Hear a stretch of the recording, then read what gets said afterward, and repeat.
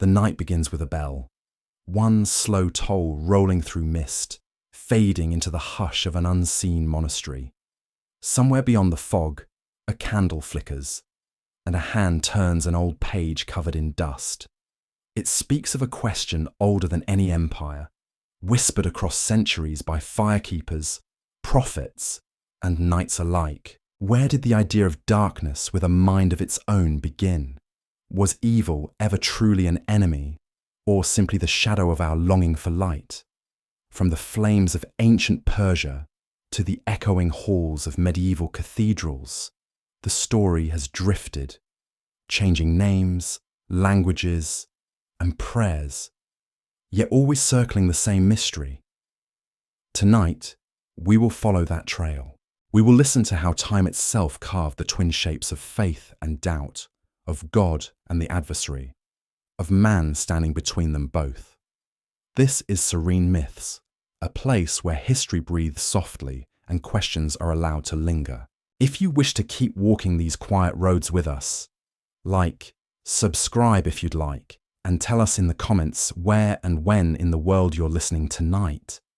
The candle burns lower, the fog gathers once more, and beyond the monastery wall, a voice begins to write, tracing the first line of a story that has never truly ended.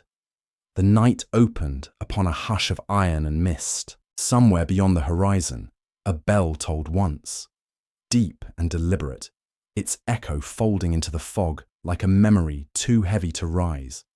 Beneath that sound, a monk in a tattered cloak crossed a courtyard, slick with dew. He carried a single candle that trembled in the wind, and the flame carved a pale, wavering halo across the stone walls. Somewhere within that flicker, he whispered a name, Angra Mainyu. Not a demon born of the Christian inferno, not the red creature with horns and tail painted on medieval walls, but a being older than those paintings, older than the tongues that would one day give the word, Satan. The world the monk imagined was Persia, sun-baked plains, blue fire altars, air thick with frankincense. There, priests of Zoroaster tended the sacred flame, calling it the breath of truth. In their chant, light and darkness were not accidents of weather, but living spirits, Spenta Mainyu, the generous one, and Angra Mainyu, the destructive one. They were twins of opposite breath, each born from the thought of the wise lord, Ahura Mazda. Between them stretched an endless war, a cosmic tension where every leaf, every drop of blood, every whisper of conscience chose a side. This was no simple metaphor. In the minds of those ancient firekeepers, evil was not a shadow cast by good. It had intention. It thought. It planned. It could deceive. And that single idea, that darkness had a will, would one day travel farther than any Persian army. It would seep across mountains, creep through captivity, and find new language among those who mourned the fall of Jerusalem. Imagine the night of the old empire, stars thick as dust, the smell of burning myrrh drifting over courtyards of marble and bronze. The priests prayed beside their ever-burning flame, believing the smoke rose straight to heaven. Each spark was a defense against Angra Mainyu's cold breath. They believed, too, that the soul itself was a battlefield, and even a whisper of doubt might feed the enemy. This was the theology of vigilance, of waking dreams where every heartbeat was moral warfare. In time, a sect emerged, Zuvanists, who sought to explain what none could reconcile. If Ahura Mazda was all-wise, how could his thought produce a twin so malign? Their answer was a story both strange and solemn. They spoke of Zurvan, time itself, an infinite father who desired creation so deeply that his doubt became a womb. From that womb came twins, light and darkness, each claiming the right of firstborn. The world became their contest. For some, this solved the riddle. For others, it was blasphemy. How could time rule above God? The dispute smouldered through centuries, burning quietly under the empire's splendid roofs. A traveller might have stood there and watched the firelight tremble upon rows of golden cups, heard the hum of the hymn Ahunavar, seen shadows of priests raising balsams of tamarisk twigs toward the sky. He might have smelled sulphur and sandalwood, felt heat on his face and wondered whether good and evil were merely masks of the same breath. If you were that traveller, standing by the altar, you might have sensed the strange serenity beneath their terror, the conviction that even in ruin, light would one day overcome. Theirs was not despair, but endurance, and the fire was proof. Centuries later, when the flames of that religion flickered beside the captivity of another people, its embers would glow in new hearts. The Jews of the Babylonian exile, torn from their city and temple, found themselves under Persian rule. They saw the fire, heard the prayers, and tasted the notion that darkness might be an organized will.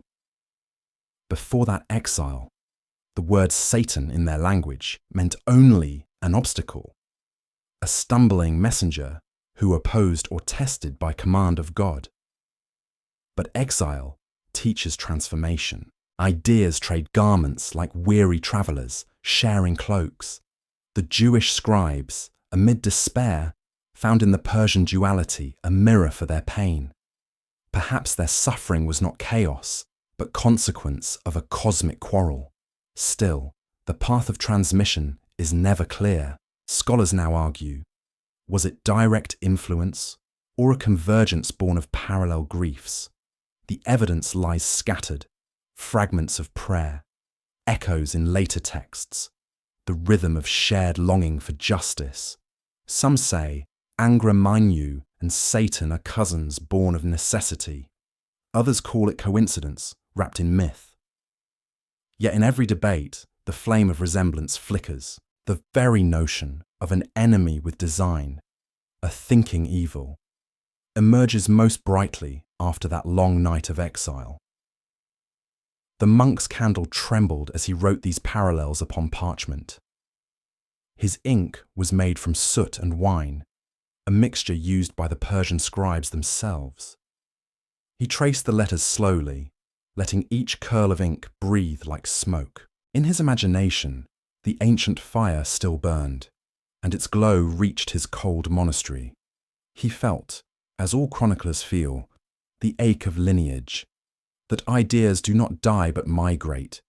They cross tongues, change names, and survive in the gaps between empires. Outside, the bell tolled again.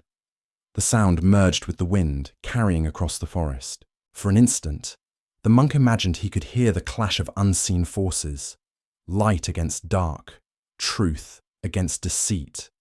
It was no longer theology, but rhythm, the heartbeat of belief that men have chased since the first dawn.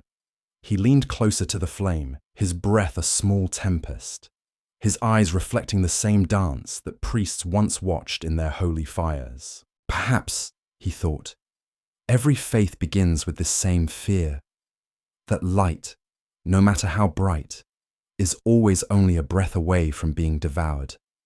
In that moment of quiet revelation, the fog outside thickened, and the candle flame leaned toward the open window as if listening. The monk did not yet know that his own order, born in another century, would guard stories much like this one. Bridges between worlds, stones laid over centuries of uncertainty. His pen moved again, slower now, as if each word needed to cross an invisible gulf. And beyond the monastery walls, the first hint of dawn brushed against the fog, faint as ash in milk.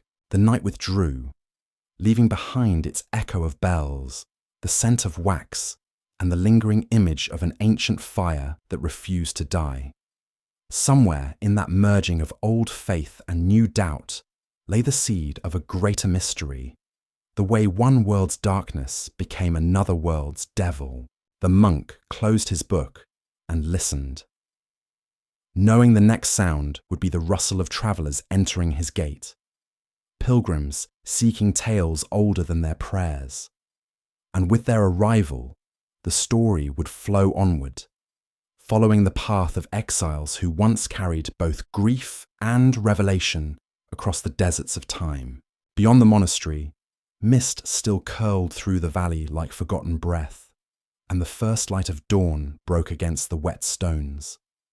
The monk's candle had long since burned down to a stub, but the scent of wax lingered in the air, mingled with smoke from the hearth. In that dim haze, the story continued to unfurl, not through his lips, but through the echo of a world far older than his own.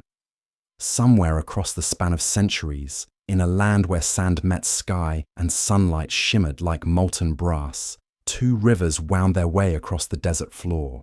They were said to run from the same source, born of the same mountain, but forever flowed apart, one toward the dawn, one toward the dusk.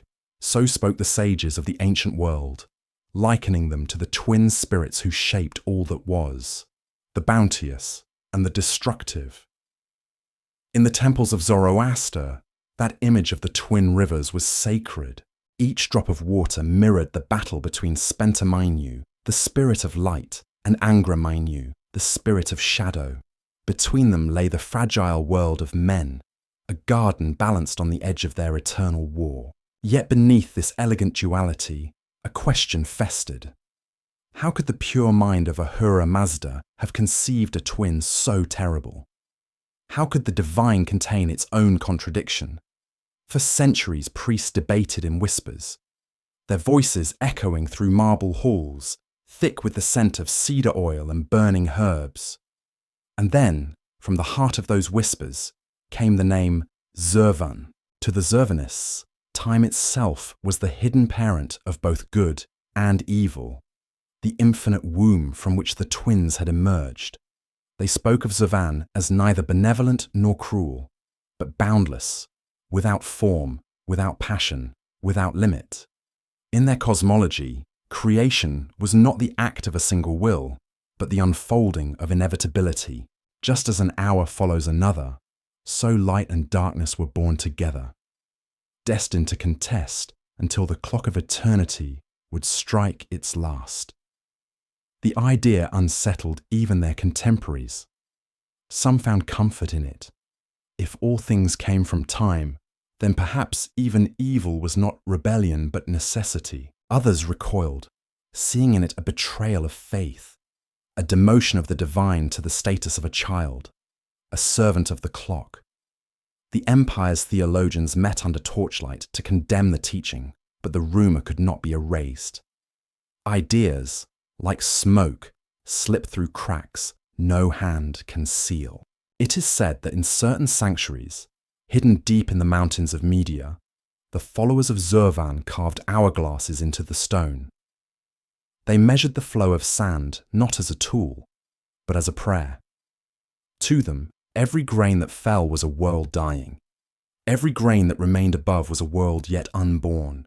A traveller who entered one such cavern might have found a circle of acolytes, cloaked in white ash, chanting the hymn of eternity, Zurvan Akarana, the infinite time. Their voices would echo through the chamber, rising like wind through reeds, merging with the hiss of the oil lamps. He might have felt the fine dust settle upon his skin and wondered whether it marked him for destiny or oblivion. Centuries later, when scribes translated those hymns into Greek and Aramaic, they stumbled upon the paradox that had haunted the Persians for ages. If time is the parent of both good and evil, then the victory of good is not guaranteed. It is merely hoped for. The notion scandalized the prophets of other lands. In Jerusalem, where faith had long rested on the certainty of divine justice, this cosmic ambiguity was intolerable. And yet, paradoxically, it was also alluring. For in their exile, surrounded by ruins and uncertainty, such a vision mirrored their world more truthfully than any promise of perfect order. Imagine those twin rivers again, the one gleaming with sunrise, the other dark with silt. If you stood upon their bank, the heat shimmering around you, you might feel the pulse of a question that transcends language. Can light exist without darkness to frame it? Perhaps you would dip your hand into one current and find it warm, the other cool, and understand what the priests had meant when they spoke of the two spirits as twins in endless motion. In the scholars' halls of Persepolis, the royal astrologers built sundials of bronze and marble to track the hours of Zurvan. Their precision was astounding. Each day was divided into 33 moments, each moment governed by a different yazata, or divine force. The instruments gleamed beneath the desert sun, catching its fire and bending it into order. But even as they measured the light, their eyes were haunted by the encroaching dusk. For what is a shadow but the promise that time is still passing? It is in such paradox that the human mind finds its most enduring myths. To the common worshipper, Zurvan was distant, too abstract to love or fear. Yet, his story offered explanation to every uncertainty: drought and harvest, war and peace, birth and death. All things are children of time, they would murmur as they buried their dead, sprinkling sand upon the shroud. Perhaps that whisper comforted them. Perhaps it only deepened the silence. When Greek philosophers later encountered these tales during the reign of Darius, they wrote of Kronos, father of the cosmos, devouring his children so that none might usurp him. Was it influence or coincidence? Scholars still debate. The imagery, at least, is hauntingly similar. Time, as a god, both giver and destroyer. The Persians spoke of his stillness, the Greeks of his hunger, but both gazed upon the same abyss. In the monastery's quiet, the monk's quill trembled as he copied these tales into his ledger. Outside, the forest exhaled cold breath through the cracks of the stone walls, and the faint toll of a distant bell carried across the valley. He paused to warm his hands, and in the flame he saw again the twin rivers, one blue, one gold, curling through eternity. Perhaps, he thought, every faith is an attempt to map the confluence of those streams. Perhaps our prayers are boats we send drifting toward their meeting point, though none ever returned to tell of it. The candlelight wavered as if in agreement. He dipped his pen again, and the ink shimmered like black water. He knew that what he wrote would one day blur, that names would change, that Angra Mainyu and Spenta Mainyu would wear new masks.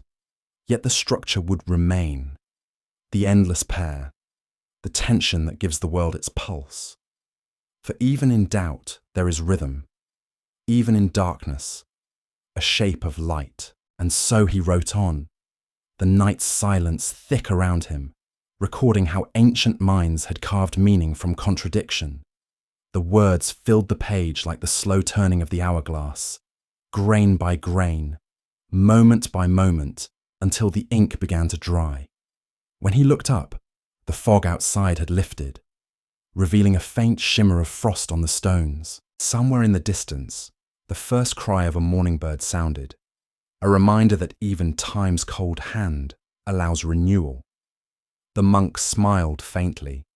In his heart, he carried the murmur of the twin rivers, and he felt them leading onward, toward new lands, toward the people who would unknowingly inherit their flow.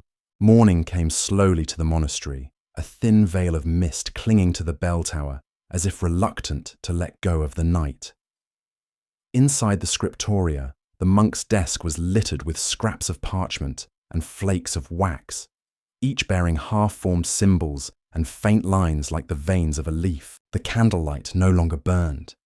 Instead, the room glowed with the pale warmth of dawn filtering through stained glass.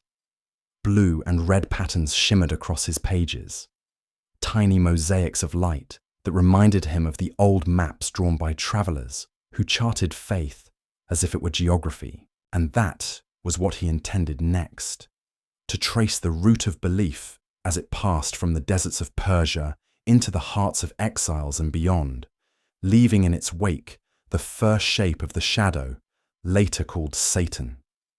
In the silence, He unfurled a fresh sheet of vellum, smooth and pale as milk. The inkpot beside him held a mixture of soot and wine, just as the Persian scribes had once used. He dipped his quill, but before the first stroke, he whispered a prayer, not to banish darkness, but to understand its map. On the upper corner, he marked a small circle. Persepolis, cradle of the twin spirits. From there, he drew a sinuous line westward through the lands of Babylon, past the ruins, where exiles wept by the rivers, their songs of lamentation blending with the hymns of the Magi. The ink spread like the river itself, its course uncertain but inevitable. He imagined the exiles of Judah arriving under the vast sky of the empire, the scent of frankincense mingling with the dust of foreign roads. They were tired, defeated, and yet something in the order of the Persians, their clean roads, their libraries, their rituals of fire and purity, stirred a new curiosity. In their temples, the Jews saw a reflection of their own lost holiness, but magnified by a strange symmetry. For every act of light, there existed an act of darkness. The priests of Ahura Mazda called it cosmic balance. The scribes of Judah would soon call it trial and temptation. The monk's pen scratched softly, as though it too were walking those roads. He noted how Cyrus the Great, conqueror yet liberator, had freed the captives of Babylon and allowed them to rebuild their city. To some, he was anointed by the God of Israel. To others, merely a ruler fulfilling the designs of time.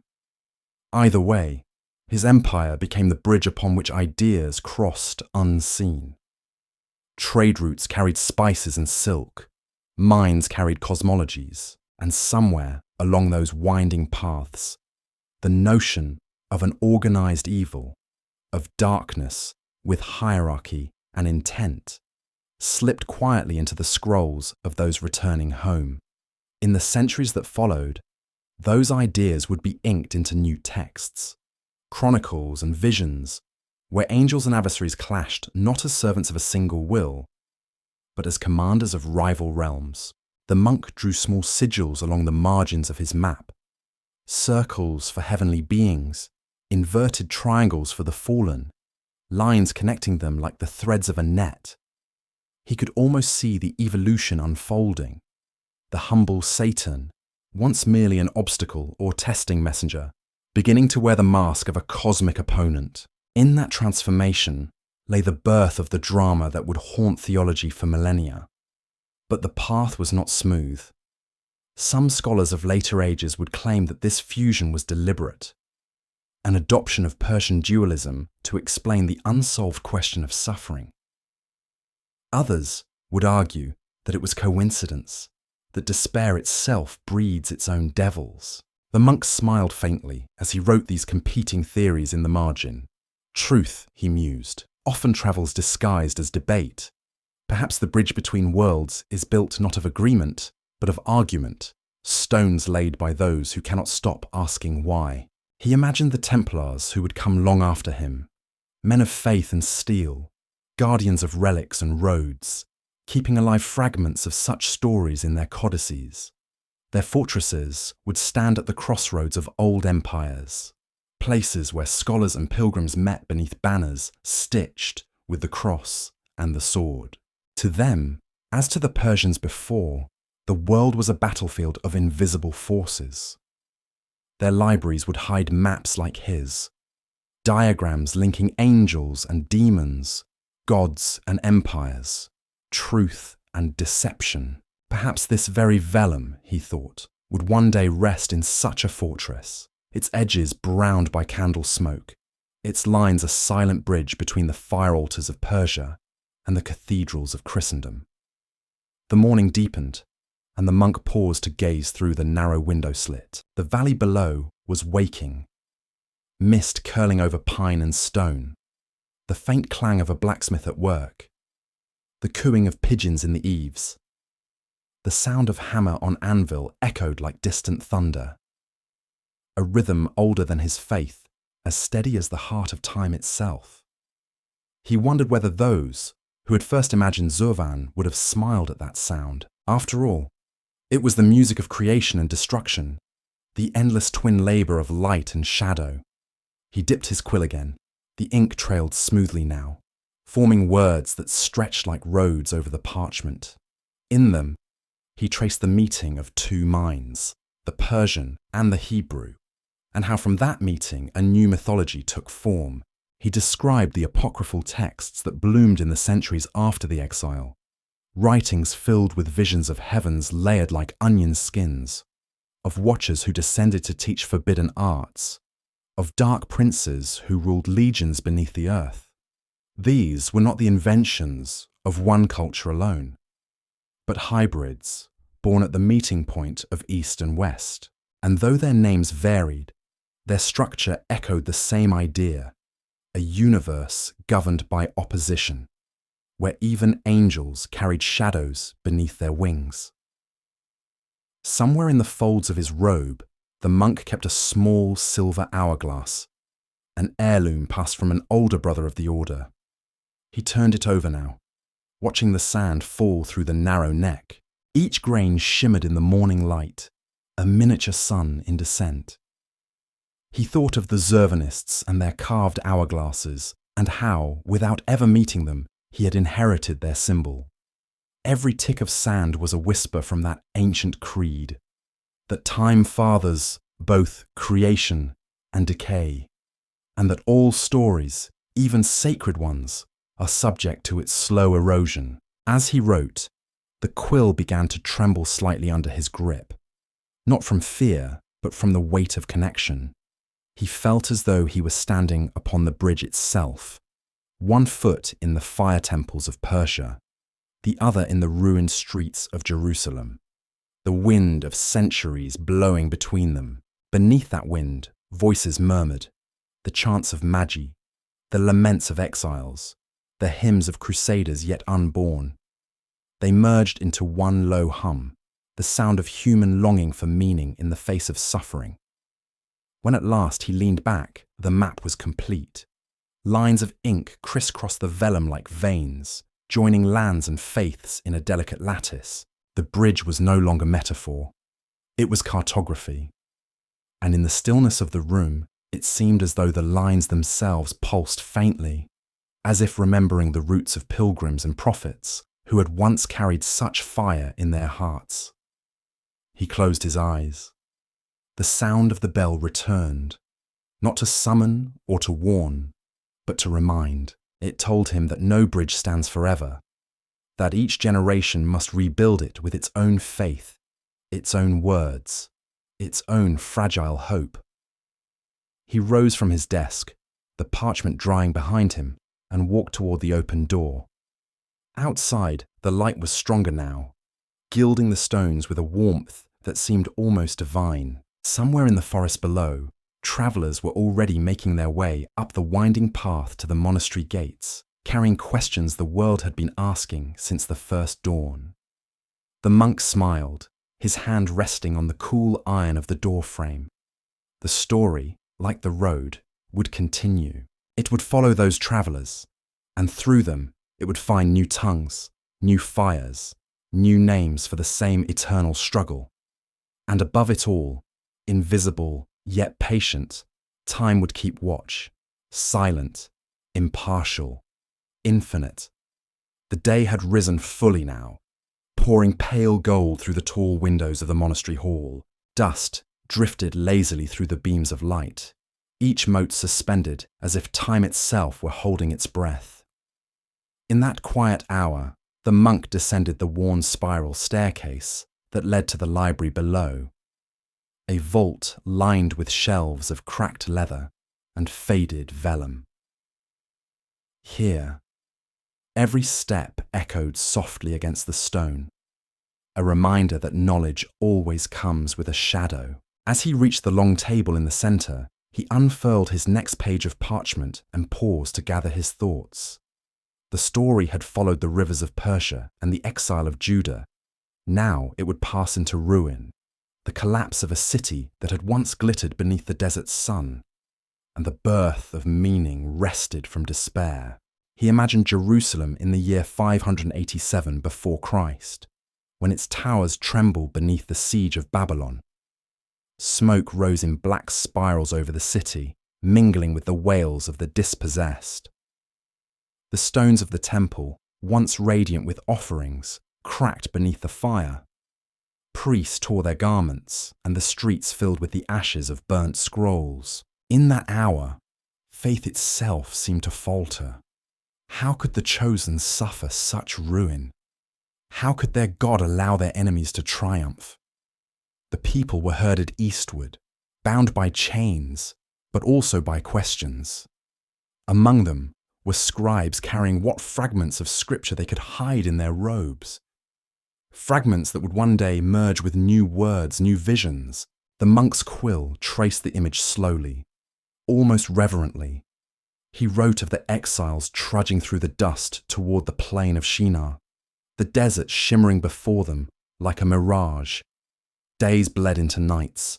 Songs of lamentation replaced the psalms of triumph. Yet, amid the sorrow, a strange endurance took root, a defiant faith that if the covenant could not live in stone, it would live in memory. Perhaps that is always the first step toward renewal, when loss forces belief inward, where no invader can reach. The Persians would later inherit these captives, treating them not as slaves, but as witnesses to a new idea. Cyrus, King of Kings, issued decrees that allowed the exiles to rebuild, to pray, to return. To many, this seemed nothing short of a miracle. The prophets sang of him as anointed by the Lord, though his gods were carved from other myths. The monk smiled faintly as he wrote. For here was the paradox that echoed through every age. Salvation often arrives wearing a stranger's face. Yet it was not the politics of empire that most changed the exiles. It was the contact with a worldview vast enough to explain disaster. The Persians spoke of dual forces at war since creation, of light tested by its own reflection. The Jews, who had once understood evil as disobedience within a single divine order, now encountered the notion of evil as an independent will. The match struck between these two theologies produced a spark bright enough to survive centuries. In the book of Isaiah, new tones began to appear. I form light and create darkness. I make peace and create evil. It was both confession and challenge, a glimpse of the old world colliding with the new. As the monk wrote, he could almost hear the distant roar of that collision, the sound of belief reshaping itself. The scribes of exile began to redefine their suffering, not as proof of divine abandonment, but as participation in a cosmic struggle. Their pain became testimony. From that vision emerged hope. If evil was a force, then good could fight back. If darkness was organized, then light could marshal its angels. The disaster of Jerusalem had birthed not despair, but theology. Outside the library walls, the wind picked up, threading through cracks and carrying with it the faint clang of a distant bell. The monk looked up, and for a moment he imagined the clang as a hammer striking the gates of heaven, each toll a question unanswered. He dipped his quill again and continued, describing how, in the shadow of their captors' ziggurats, the exiles began to weave old myths into new cloth. Angels became intermediaries, messengers between realms. The adversary, once a mere servant of testing, took on darker purpose. The hierarchy of heaven mirrored that of the empire itself. Orders, ranks, decrees. What they had learned from the Persians was not the worship of fire, but the discipline of structure. Archaeologists, centuries later, would uncover fragments of clay bearing the seals of Persian governors, inscriptions in cuneiform that recorded rations of grain and oil distributed to returning exiles. Some would dismiss them as bureaucratic relics, but to the monk, they were silent witnesses to something larger. The moment bureaucracy and theology met, when divine order took on the language of administration. Perhaps even holiness requires a ledger. Perhaps the Book of Life began as an inventory list in some forgotten palace. He smiled at the thought and drew on the parchment a small symbol.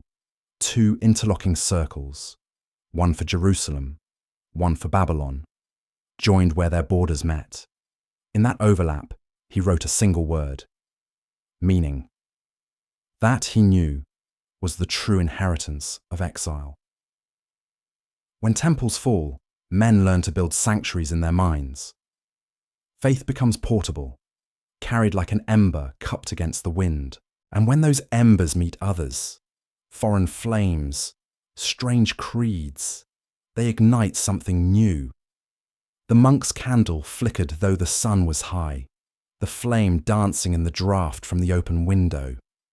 He imagined how those early returnees must have felt as they laid the first stones of the second temple, their hands trembling with fatigue, yet steady with resolve. Each stone was both a memory and a vow, never again to forget that ruin can be holy ground. For in the ashes of destruction lies the clarity to see the invisible, the structure behind the world's cruelty, the symmetry of chaos. He paused, letting the quill rest on the edge of the inkpot. The silence of the library pressed around him like water. The lesson of the exiles was not lost on him. Every soul, he thought, experiences its own Babylon. Every faith must pass through captivity to discover its truth. In chains, belief learns humility. In release, it learns gratitude. And perhaps that is why the Persians and the Hebrews understood one another. Both carried the knowledge that even divine light casts a shadow. A single beam of sunlight pierced the narrow window slit, catching the dust in its glow. Tiny motes turned like constellations in motion. The monk watched them drift, remembering the Zovanist's hourglasses, the endless fall of sand. Time had no mercy, but it had rhythm. And within that rhythm, the story of exile would march forward, from clay tablets to parchment, from scroll to psalter, from ruin to ritual. He leaned closer to the parchment once more, writing in a smaller, steadier hand now, his words meant for whoever might one day read them. That sometimes destruction is the most eloquent language of renewal. That the silence after a city's fall is where the truest prayers are spoken. And as he set down the final stroke, he heard the faintest sound, the flutter of a page turning itself in the wind, as if the past were eager to continue. Outside, a new traveller was approaching along the stony path to the monastery gate, his boots striking rhythm with the tolling bell. Perhaps he came seeking shelter, or perhaps, as the monk suspected, he carried a question older than his own name.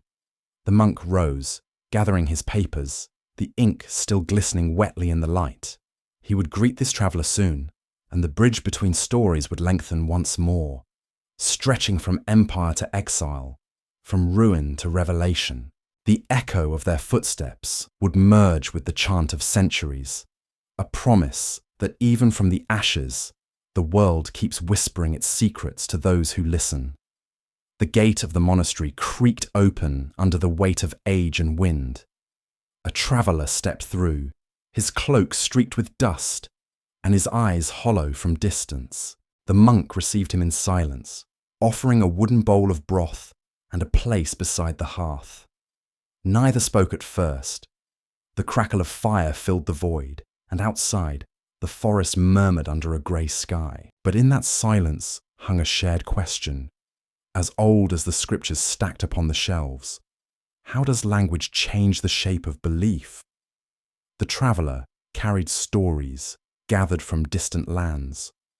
The monk carried parchments inked with forgotten names. Between them, words would shift and find new forms, just as they had centuries before, when a single Hebrew term began its slow transformation from adversary into enemy of heaven. The monk set a small copper lamp on the table, its light soft as honey. He spoke of the word Satan as it had first appeared in the older scrolls, an agent, not an opponent, a servant of God who tested rather than defied. In the Book of Numbers, an angel stood as a Satan before Balaam's donkey, merely obstructing his reckless path. In the tale of Job, the Ha-Satan was an accuser, a kind of prosecutor within the divine court, permitted to test the faith of men but never to rebel.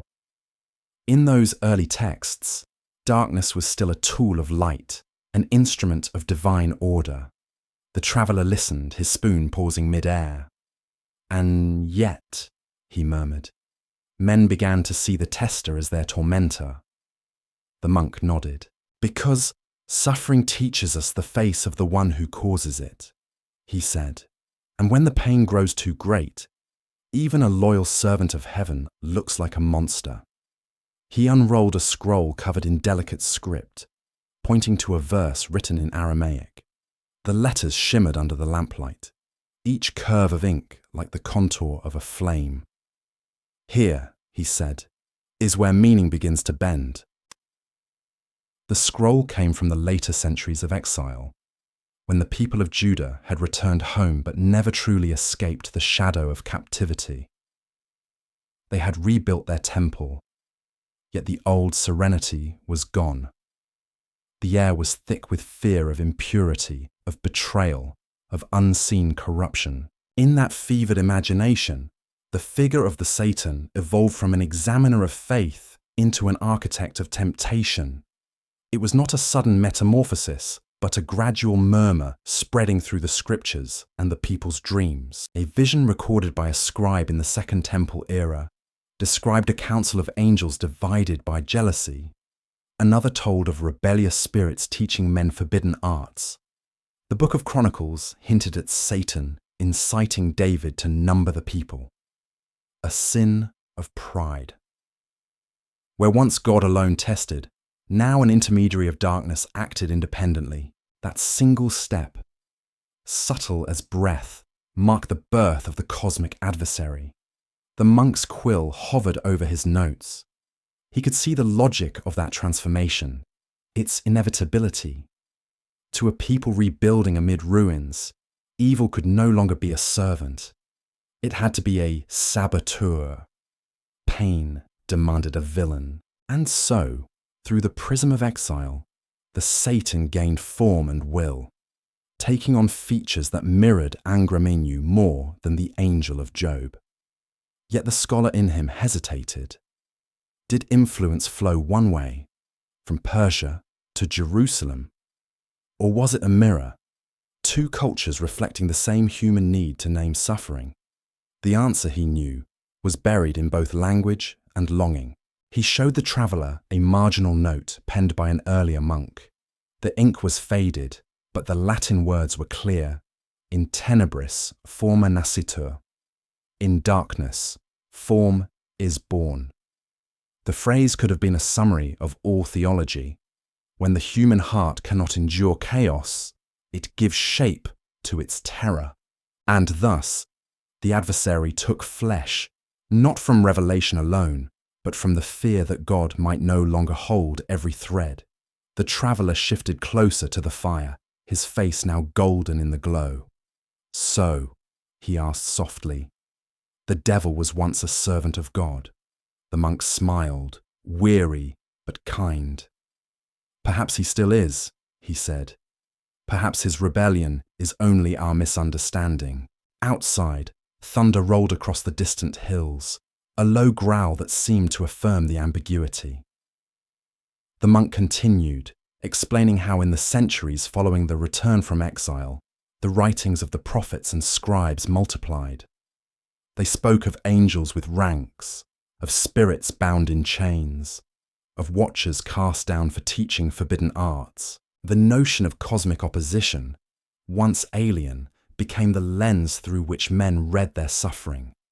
The book of Zechariah portrayed the Satan standing at the right hand of Joshua the high priest, ready to accuse him, no longer a neutral examiner, but a prosecuting power. 1,000 years later, that image would evolve into the full mythology of Hell's Court, a mirror of heaven's order turned upside down. But not all accepted the change. Among scholars of the Second Temple, debate raged. Could evil truly exist apart from God's will? Some claimed it was blasphemy to imagine any power outside the divine. Others saw it as the only honest way to face tragedy. The monk found comfort in their arguments. They proved that faith was alive, not fossilized. He wrote a small note to himself in the margin. Every theology is a conversation with fear. The night deepened outside, and rain began to tap against the window. The smell of wet pine filled the room. The traveller leaned forward, watching the lamplight shimmer on the puddles forming along the sill. He told the monk that in the towns he had passed, villagers still whispered of angels who walked among them unseen, testing their kindness. They left bread by the roadside for strangers, unsure whether they fed man or messenger. The monk nodded. Old customs die slowly, especially when born of awe. He turned a new page and described the linguistic metamorphosis that sealed the transformation. The definite article disappeared. Ha-Satan became simply Satan, a name rather than a title. With that small shift, the figure gained identity, autonomy, memory. It was as if a shadow, long tethered to the wall, suddenly stepped forward to stand on its own. Names are powerful. They teach even darkness how to exist. For a moment, neither spoke. The fire crackled, throwing long, uncertain shapes across the ceiling. The monk looked at them and thought of all the ways belief molds itself around the human need to explain pain. When men suffer, he whispered, they seek reason. When reason fails, they create one. The traveller smiled faintly. And then, he said, the reason becomes real. The monk could not argue. He only added a final line beneath his notes, ink glistening like midnight water. Thus, the adversary was born from the hunger for order, the reflection of a world learning to blame its night on a name.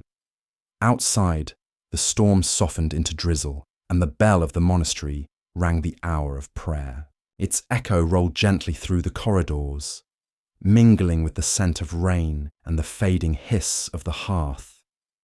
The monk rose and offered the traveller a cot, whispering that tomorrow they would continue their search through older scrolls. The traveller thanked him and closed his eyes, lulled by the rhythm of distant thunder.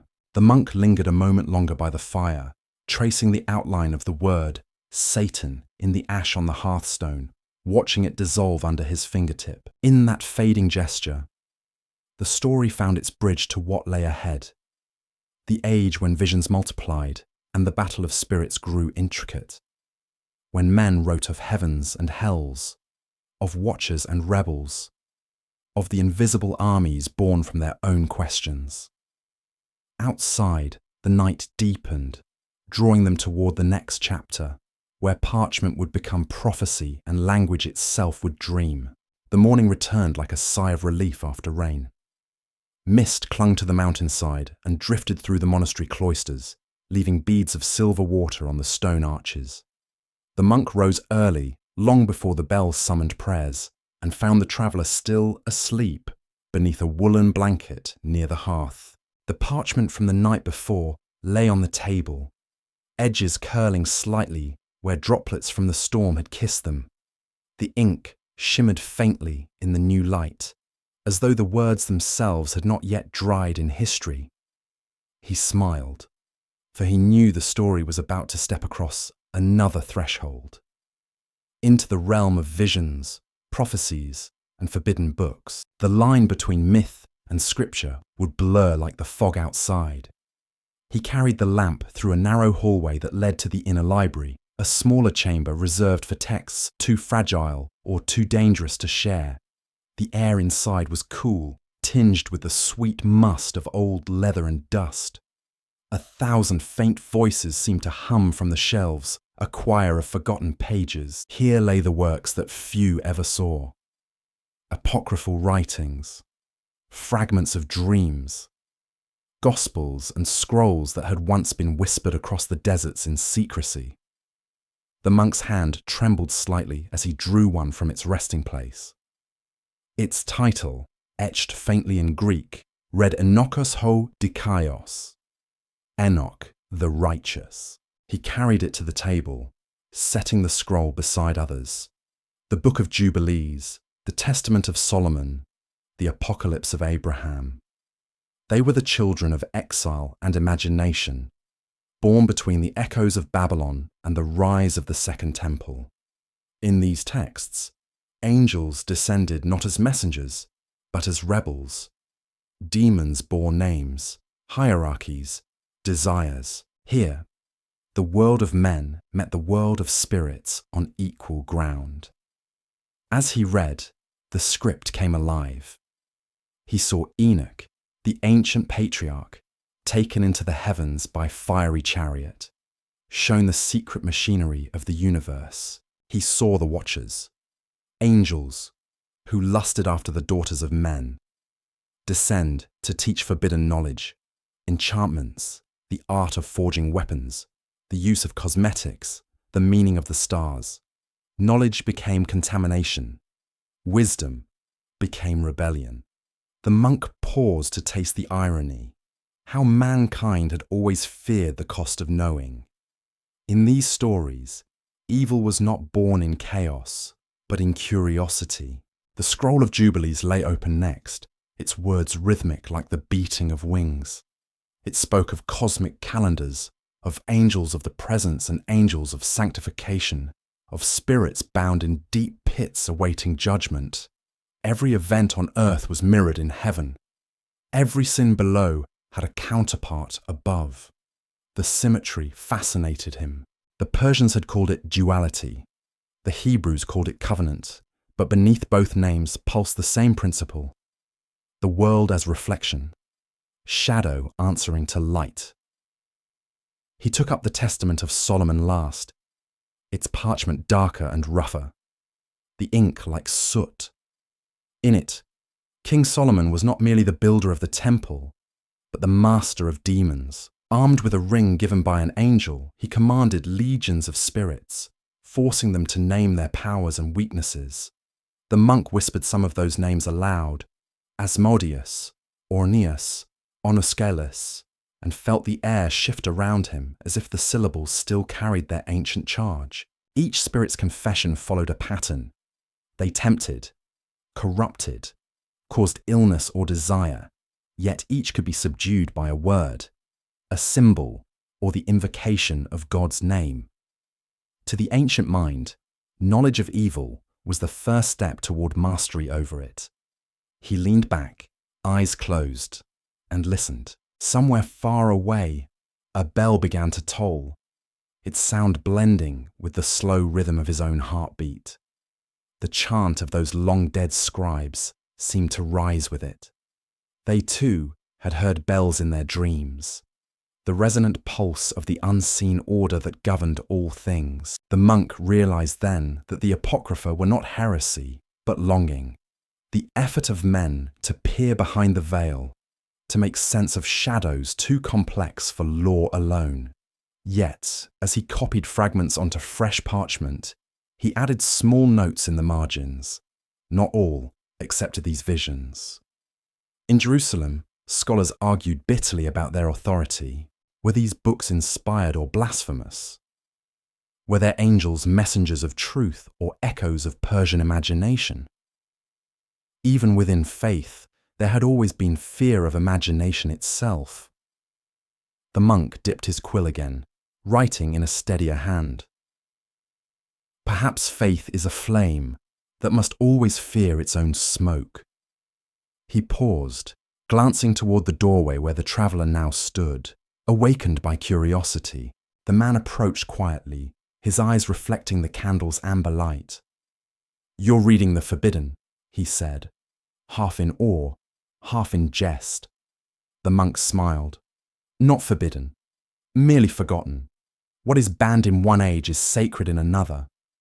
He turned the scroll toward him, and together they read of angels chained in darkness until the end of days. The traveller traced one of the inked sigils with his finger, a star entangled with a circle, and shivered. "They believed these marks could hold demons?" he asked. The monk nodded. Or remind men that their demons are of their own making. He gestured toward the shelves. Each of these books is a mirror. Some show heaven, some show us. Outside, sunlight began to thread through the mist, turning the droplets on the window pane into tiny prisms. The light fractured across the floor, scattering small rainbows that shimmered over the parchments. The monk thought of the Zervanists again, of time's hourglass and the balance of opposites. Perhaps these Apocrypha were time's own response to the exile, a counterweight to despair. If the Persians had imagined cosmic twins locked in endless struggle, the Jews of the Second Temple had imagined countless intermediaries, each a reflection of humanity's divided heart. He continued reading aloud, his voice steady and low. The words filled the chamber, describing the final judgment when the fallen would be cast into fire and the righteous would shine like stars. The traveller closed his eyes, listening as though to a lullaby. In that moment, the room seemed to sway with the weight of centuries. The boundaries between the real and the symbolic softened. Every sound, the bell, the rain dripping from the roof, the rustle of parchment, merged into one slow rhythm. The monk's mind drifted to the question that haunted all scribes. What makes a text sacred? Is it the ink, the language, or the yearning that births it? He had seen how ideas travelled, disguised by time and translation. The fire of Persia had become the revelation of prophets. The adversary of Job had become the rebel of Enoch. The cosmic war had become a moral one, fought within the human soul. The parchment beneath his hand felt warm, almost alive, as though aware of its place in that lineage. He turned to the traveller and whispered, "What if all these writings are not contradictions, but chords in the same song, each faith singing a different note of the same longing?" The traveller said nothing, but the stillness of his gaze answered enough. The monk blew gently on the ink, letting it dry. When he rose, the library seemed brighter, though no candle had been lit anew. He rolled the scrolls carefully, returning each to its shelf, yet one fragment remained on the table, a scrap bearing a single line in Greek. And the sons of God looked upon the daughters of men and desired them. He traced it once, then folded it into his robe. Some truths, he thought, are not meant to rest on shelves. Outside, the fog had thinned to a soft silver haze.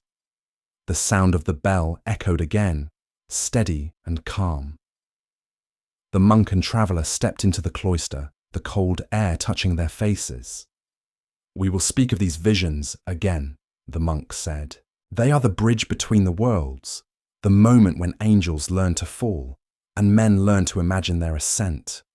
The traveller smiled faintly, and together they walked toward the garden, where dew still clung to the grass like stars fallen to earth. The wind carried the faint scent of cedar and the memory of burning incense, and the story continued, its next breath already gathering in the still air. The bells of the monastery tolled again at midday, their notes drifting into the valley like the slow turning of the heavens. The monk stood in the courtyard, face lifted toward the pale sun, his breath rising in the chill air. Around him, the pines swayed with a whispering sound, as though the forest itself remembered the hymns of older worlds. The traveller joined him, cloak gathered at his throat, eyes heavy with the sleepless wonder that follows long contemplation.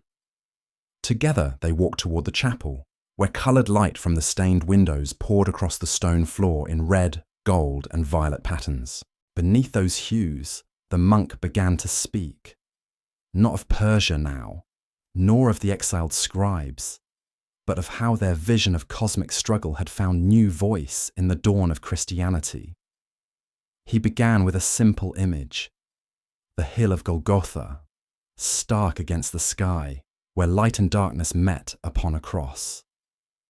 To those who witnessed it, The world's ancient war had found its visible form. The words of the prophets, the twin forces, the tempter, the adversary, merged into a single story of redemption.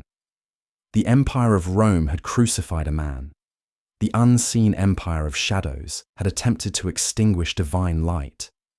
And yet, by that paradox so beloved of faith, the act of destruction became the act of salvation. The sword of darkness had broken upon itself.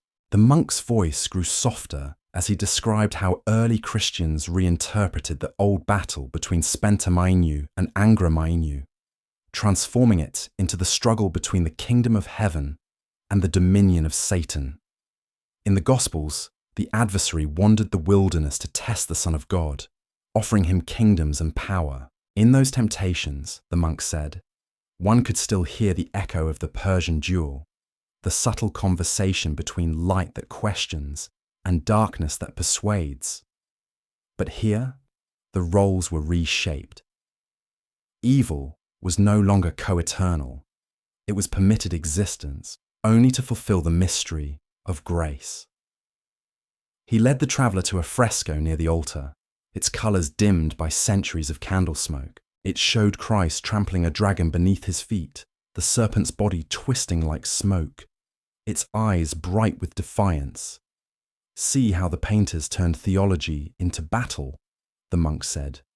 Every brushstroke is an echo of the ancient myth. Yet here, victory is certain. The enemy is crushed not by the sword but by the wound of love. Or, the traveller studied the fresco closely, tracing the faint outlines where the paint had cracked. They made the dragon beautiful, he murmured. The monk nodded. Because we can only destroy what we first understand.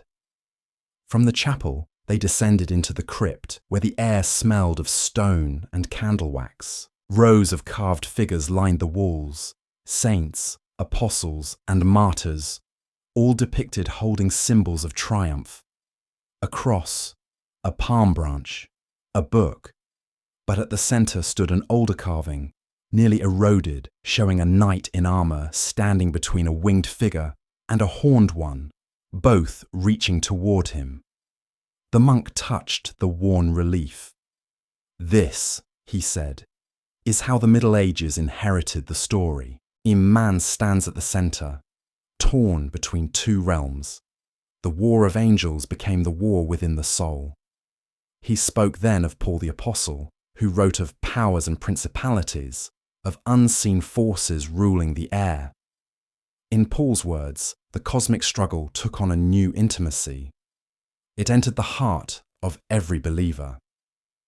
The battlefield was no longer in the stars, but in the conscience.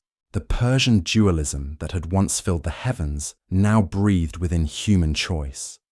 When you feel the pull of temptation, the monk said, you are living the ancient war in miniature.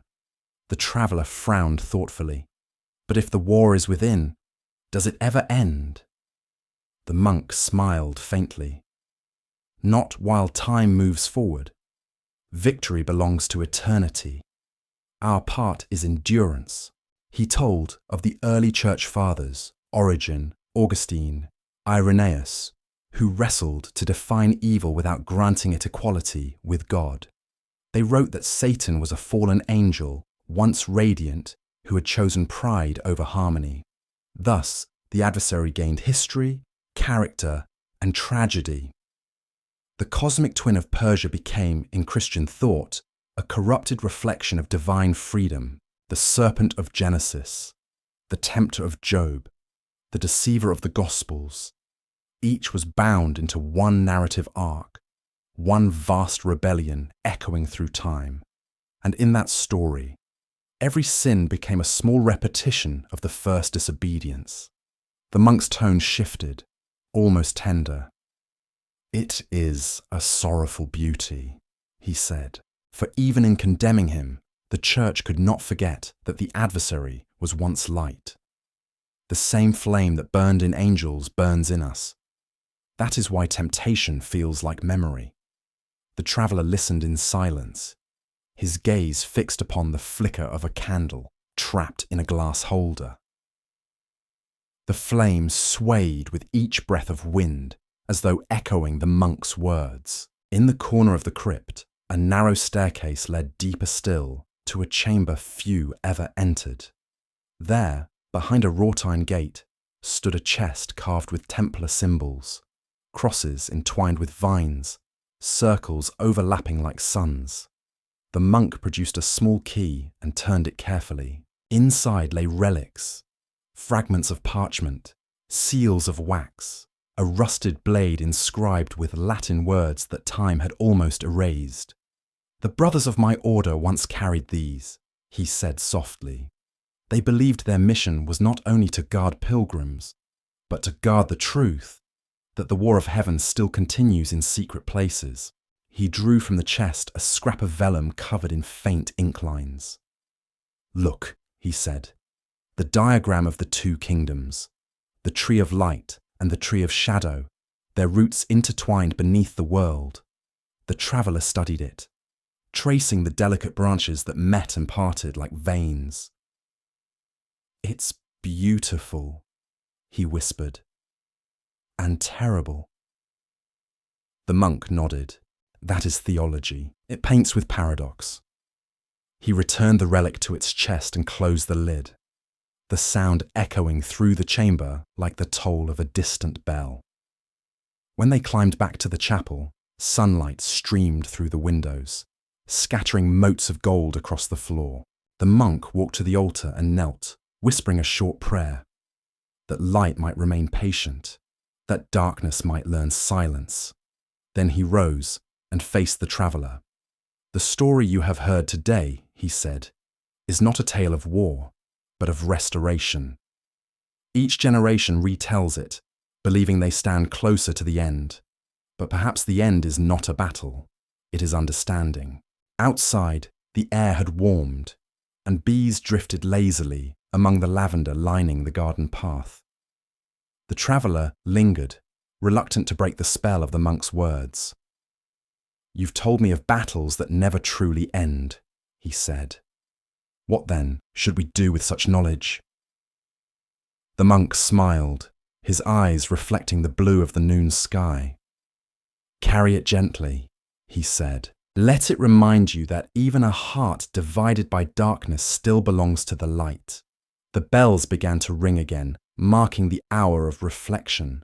Their sound rolled down the valley, mingling with the hum of bees and the rustle of trees. In that harmony, the traveller felt the weight of centuries lift slightly, as though the invisible war had paused to breathe. He turned toward the path leading away from the chapel, but the monk's voice called softly after him. "If you ever doubt," he said, "remember, the victory was written before the first blow was struck. What remains for us is to live as though it were already won." The traveller bowed and walked into the sunlight. Behind him, the chapel bells faded into the hum of the world, and the monk watched until his figure disappeared beyond the pines. Somewhere beyond those trees, in cities and cathedrals, others would repeat the same story. The war of spirit told anew in every tongue, beneath every cross. And the echo of that story would travel on, unbroken, until it found new listeners beneath other skies. By nightfall, the sky above the monastery had turned a deep violet, the stars still hidden behind thin clouds that glowed faintly in the moonlight. The monk sat once more at his desk, the flame of a single lamp reflecting off his inkpot like a captured star. His thoughts drifted eastward, far beyond the forests and fortresses of Christendom, to deserts that stretched wider than imagination, to cities where minarets reached for the heavens like supplicating hands. For in those lands too, the story of the adversary had found a new name and another form: Iblis, the proud one, the tempter of men and jinn, who refused to bow before Adam. The monk had never seen Arabia, nor the golden domes of Damascus, nor the blue-tiled courts of Baghdad. But he had read travellers' accounts brought by pilgrims and traders. They spoke of scholars who debated by lantern light, of calligraphers who traced divine words in strokes so elegant they seemed woven from silk and fire. Within their sacred text, the Quran, he found echoes of the same ancient dialogue between light and shadow. Yet here, the balance had shifted again. Evil was not a rival deity, but a disobedient servant. A spark of arrogance that had mistaken its own flame for the sun. He wrote carefully, as though his quill could bridge faiths. In the Quran, he noted, God creates Adam from clay and commands the angels to bow before him. All obey except one, Iblis, made of smokeless fire, who claims his essence is nobler than dust. In that defiance, the monk recognized the oldest whisper of pride, the echo of Lucifer's fall and of Angra Mainyu's rebellion. Yet in Islam's telling, there was a difference both subtle and immense. Iblis did not contest God's sovereignty. He simply refused his decree. His punishment was banishment, but not annihilation. He was condemned to wander until the final day, granted the right to tempt humanity as proof of their free will. The monk paused, letting that idea settle like dust upon the parchment. It was as if the theology of the Persians and the Jews had fused and yet been purified. Evil no longer an eternal power, but a test within a single divine design. The shadow had been folded back into the light's purpose. Even rebellion, he murmured, serves the hand it opposes. He imagined the deserts where that revelation had first been recited. Nights vast and cold, the dunes shifting like sleeping beasts beneath the stars. The prophet had spoken the words aloud, and his followers had memorized them, carrying them through wind and distance until they became a living rhythm. In that rhythm, the monk sensed something familiar, the same yearning for order that had moved every age before it. Yet Islam had clothed that yearning in simplicity. The universe was one, and every element within it, even Iblis, obeyed the will of the One. He dipped his quill again, writing of how the Muslim scholars later expanded upon the nature of the Shayatin, the devils born of Iblis's lineage. They were not infinite nor omnipotent, only cunning and persistent, whispering into human hearts to lead them astray. The act of temptation itself was proof of humanity's dignity, for only beings gifted with reason and choice could be tested. To resist was to fulfill divine purpose. To fall was to learn repentance. Thus, even failure became part of the cosmic choreography. The traveller entered quietly, carrying 2 cups of steaming tea fragrant with mint. He set one beside the monk and asked, "You write of the followers of the Prophet?" The monk nodded, his eyes still on the page. "Yes," he said softly. "They too have drawn the map of good and evil, though they placed its centre within the will of God rather than the struggle of opposites." The traveller sat opposite him, the lamplight painting their shadows against the wall. "And this Iblis," he asked, "is he the same as Satan?" The monk smiled faintly. "A brother perhaps, or a reflection. Where our faith paints rebellion as the wound of pride, theirs paints it as the mirror of free will. Iblis loved God too fiercely to bow to another creation. His arrogance was born of devotion, and so, even his damnation holds a trace of holiness." The traveller considered this, turning his cup slowly between his palms. "Strange mercy," he said. The monk nodded. "Indeed, yet it is a mercy that grants meaning to temptation. Without the whisperer, obedience would be empty." He rose and crossed to the shelf where a heavy manuscript rested beneath a sheet of linen. Unfolding it, he revealed a series of drawings, circles, stars, and calligraphic symbols copied from Islamic scholars. One image caught the traveller's eye, a human figure encircled by 2 halos, one of light and one of fire. "This," the monk said, represents the soul between inspiration and whisper. In their tongue, it is called nafs. Within it, both angels and devils speak. The war of the heavens continues inside every breath. The traveller traced the lines with wonder, and do they believe, he asked, that the devils can be cast out? The monk shook his head.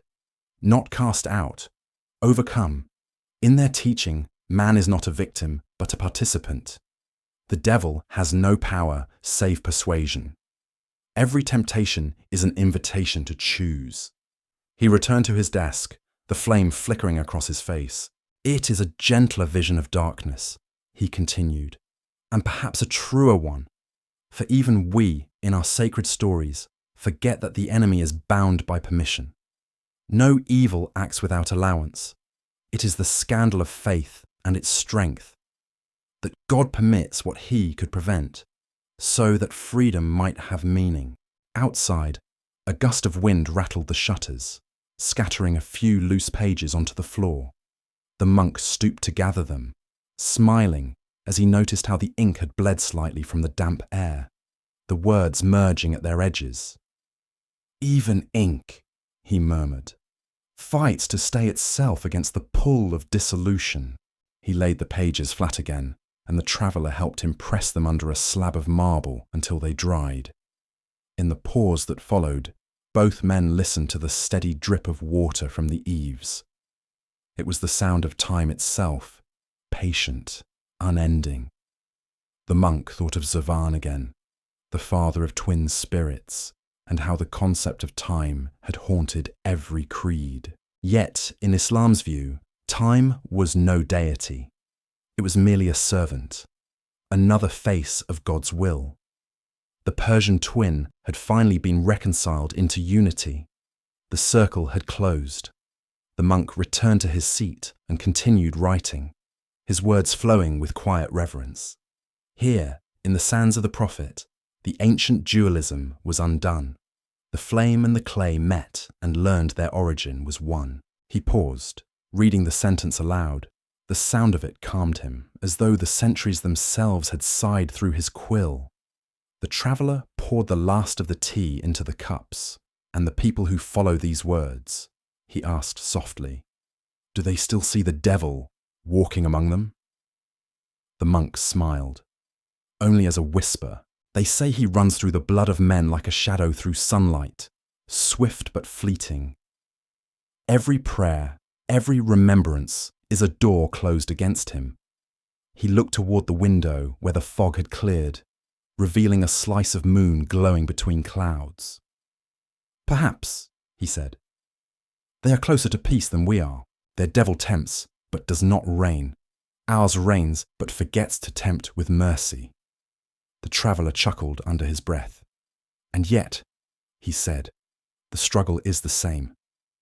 Yes, the monk replied, his voice a low hum. It always is. They sat together in silence as the lamp burned lower. The wind eased, the monastery fell quiet, and the distant song of a nightbird rose from the forest.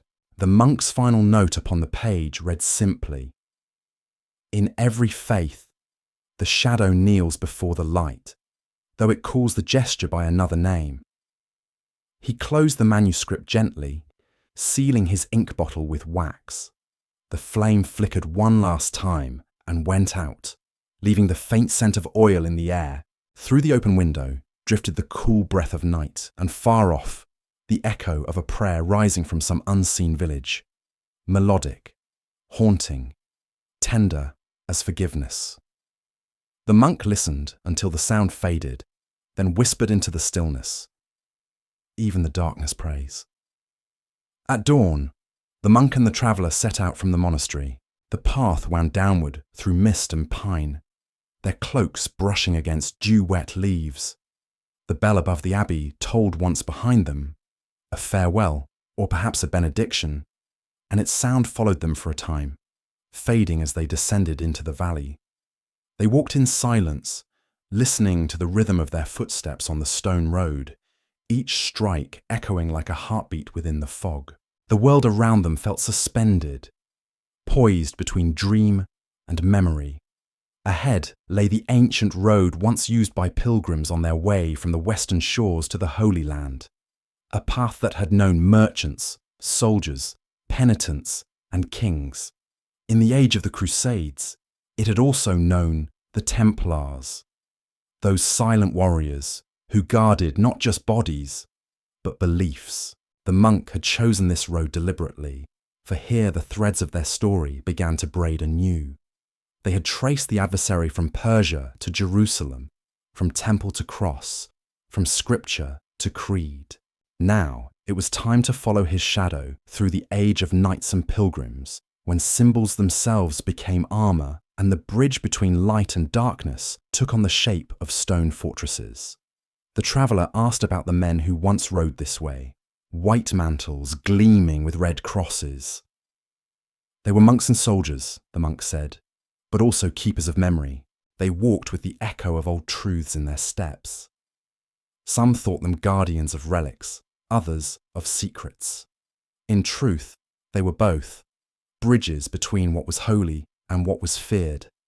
They came upon the ruins of an old commandery half hidden by ivy, its archways still standing, though the roof had long collapsed.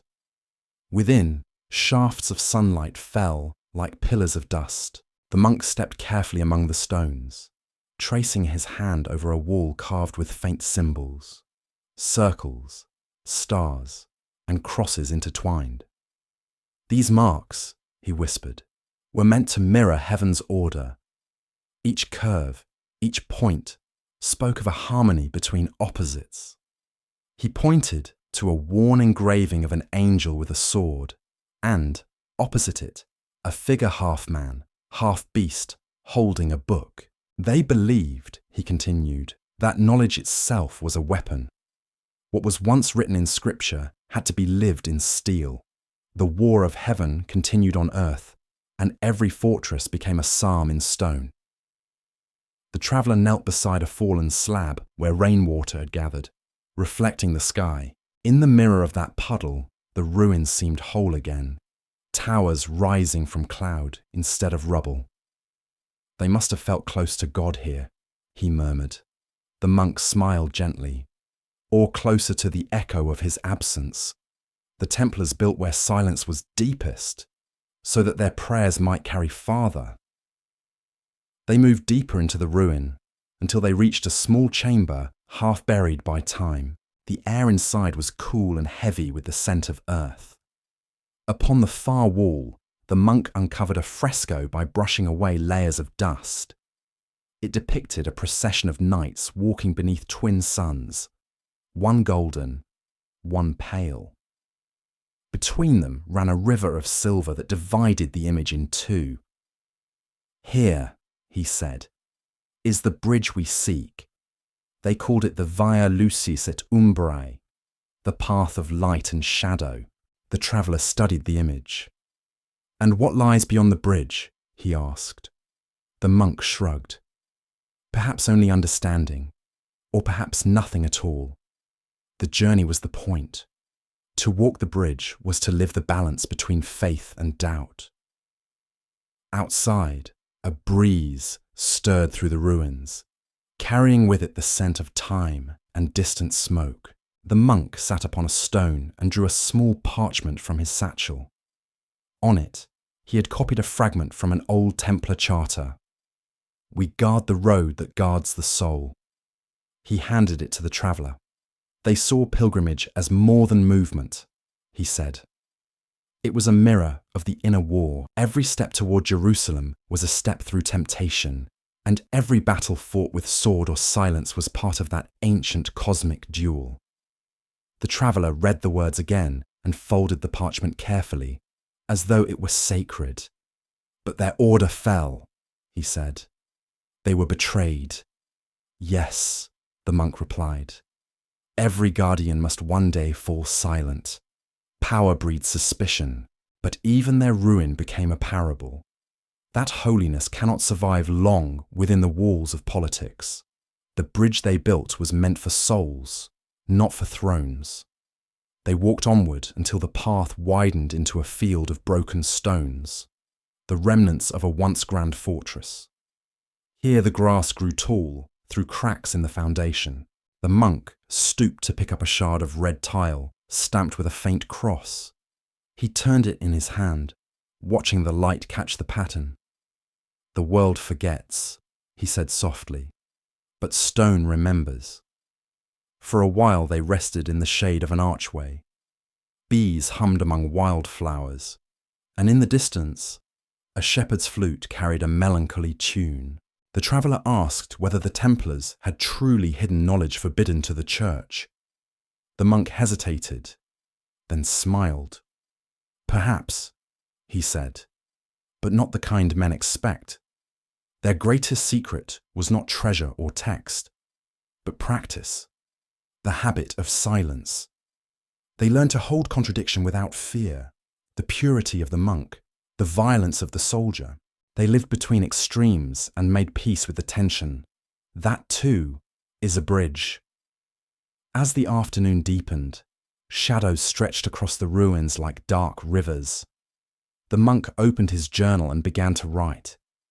He described the fresco of the twin suns, the feel of the carved stone beneath his fingers, the way sunlight shifted through the broken arches. He wrote of the knights' journeys, their prayers chanted beneath armour, their nights spent beneath stars that once guided prophets.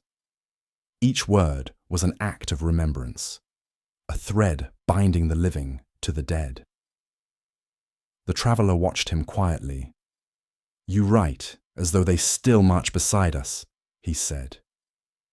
"Perhaps they do," the monk replied. "Perhaps every seeker walks with ghosts." When the last line was written, the monk set down his quill and looked toward the horizon where the sun hung low, casting a red sheen across the valley. The light spilled through the ruins, igniting the dust into a golden haze. "The Persians had their fires," he said. "The Hebrews, their temples. The Christians, their crosses. The Templars built with stone and silence. But the truth that moves through them all is the same, a bridge across time, joining what men call good and evil, faith and doubt, night and day." He rose and gestured for the traveller to follow. Together they left the ruin, the setting sun at their backs.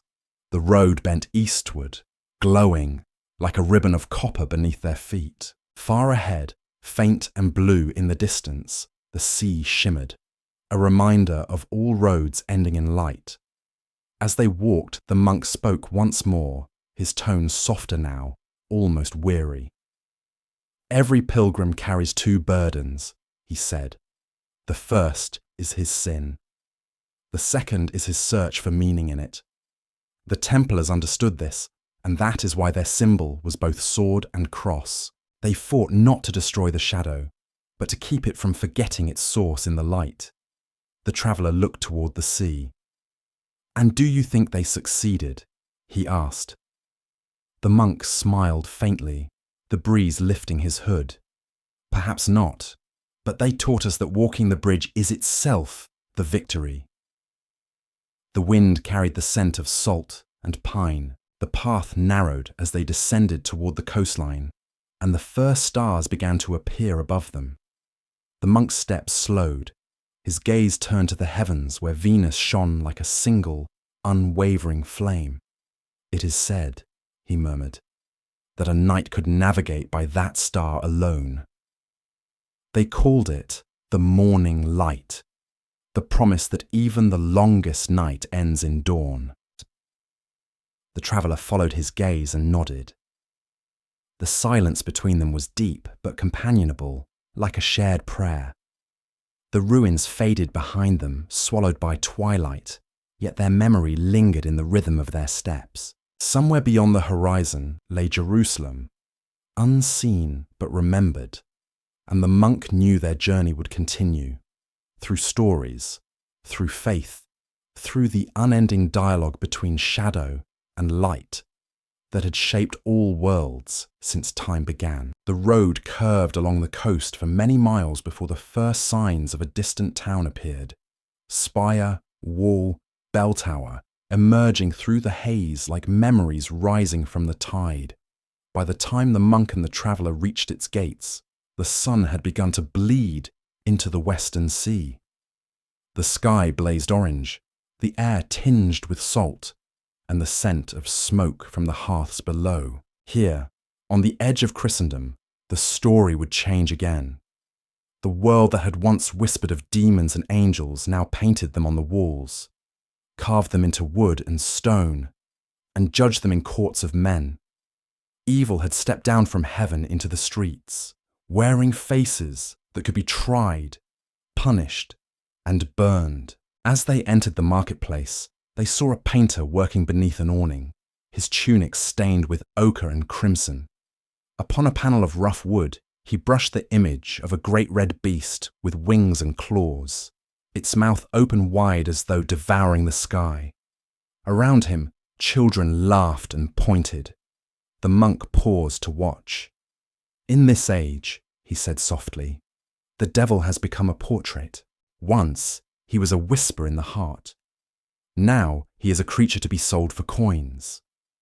The traveller tilted his head, examining the painting. "Perhaps that makes him easier to defeat," he said. The monk smiled faintly.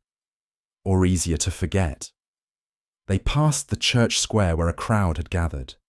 At its centre stood a wooden stage surrounded by guards. Upon it, a hooded judge read from a parchment, while a trembling woman knelt before him, her hands bound. The air smelled of wax and sweat and fear. "She is accused of witchcraft," murmured a man beside them. They found a charm hidden beneath her bed. The monk's stomach tightened. He turned away before the sentence was read, though the sound of the crowd's murmur followed them as they left. "They think they are purging evil," he said, "but they have only given it new flesh. In their zeal, they see demons in every shadow." They found refuge in a tavern near the harbour, a dim room of wood and smoke. Sailors sat hunched over their mugs, speaking in low tones. From one corner came the faint hum of a lute. The monk ordered bread and soup, then drew a small notebook from his satchel.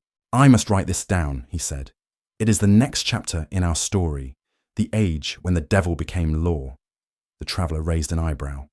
"Law?" "Yes," said the monk. "In the Middle Ages, theology shaped justice. The unseen was codified, temptation became a crime, heresy a contagion. They thought to build order, but they built fear." He wrote by candlelight as the tavern's noise softened into background hum. He described how the medieval imagination turned invisible battles into spectacles, trials of witches, confessions of demons, processions of relics meant to ward off unseen foes. "The devil became an administrator," he said quietly, half to himself. "Every sin had a name, every punishment a rule. Even hell was organized like a kingdom." He drew a small diagram of Dante's infernal circles, labeling them with Latin words: superbia, avaritia, luxuria. Each vice had its rank, each soul its station. "Here," he murmured, "evil mirrors bureaucracy. It is the theology of ledgers and seals." The traveller watched, sipping his wine. "And what of the church?" he asked. "Did it not try to temper this fear?" The monk sighed. "At times, yes. But fear has gravity. It draws all things toward itself. Priests who spoke against the trials were accused of harbouring darkness. The flame fed itself." He looked toward the tavern hearth, where logs glowed red, popping softly. Yet even in that fire there was meaning. To them, purgation was purification. They saw the smoke rise and thought it the ascent of souls. He paused, gazing into the embers. "It is strange," he said, "how the image of fire has carried through every faith, Persian, Jewish, Christian, and now. Always flame is both destroyer and redeemer. The line between hellfire and holy light is only the thickness of belief. When they left the tavern, night had fallen fully. The sea glimmered under the moon, and the town's narrow streets were alive with the murmur of evening prayers. From a nearby chapel came the sound of chanting, low, mournful voices singing in Latin. The monk followed the sound, leading the traveller through an arched doorway into a candlelit nave. The walls were covered in frescoes of angels and demons locked in combat, their wings and claws tangled in perpetual motion. The figures seemed alive in the flickering light, shadows breathing over painted stone. He whispered, "This is where theology meets art." The painters made sermons for the eyes. They taught the illiterate to fear sin and love redemption. He pointed toward a depiction of Michael raising his sword. Here, the archangel is a knight. The wars of heaven have donned the armor of Europe. They knelt for a moment in silence, the air thick with incense. The traveller's eyes roamed the painted flames, the faces of the damned, twisted not in malice, but in sorrow. "They look human," he said. "That was the painter's secret," the monk replied. He wanted his audience to see themselves. Leaving the chapel, they climbed the slope behind the town where an old courthouse stood, its roof broken and its windows dark. The monk explained that centuries ago, it had served as both tribunal and prison.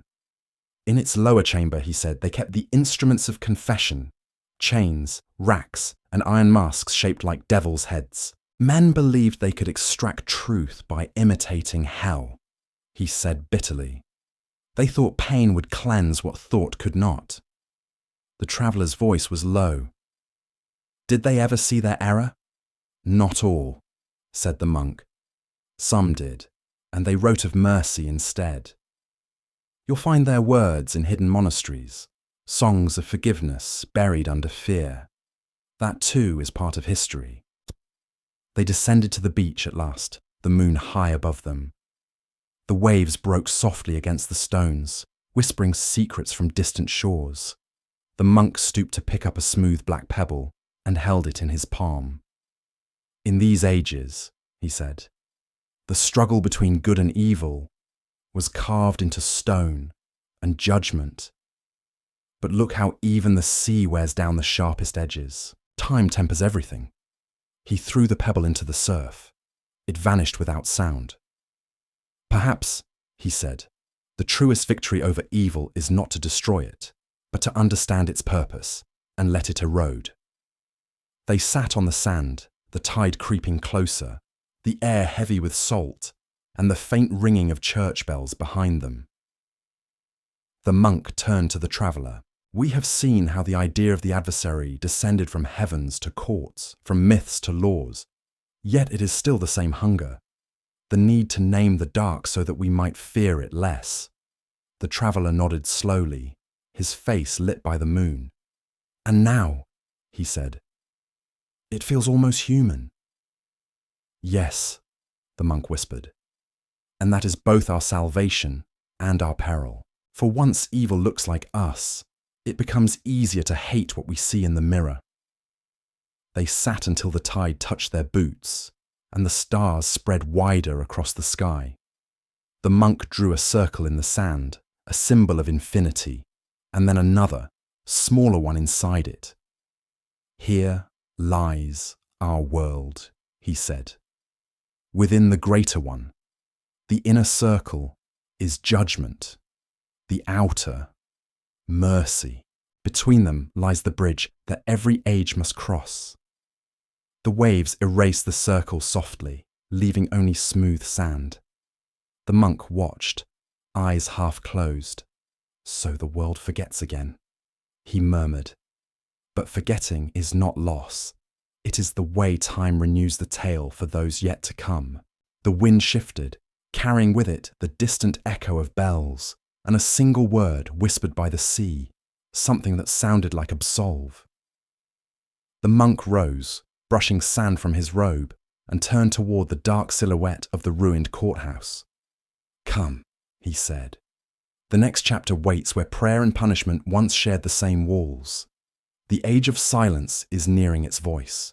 The traveller followed, their shadows stretching long and slender across the shore. The moon slid behind a veil of clouds, and the world dimmed to silver and blue.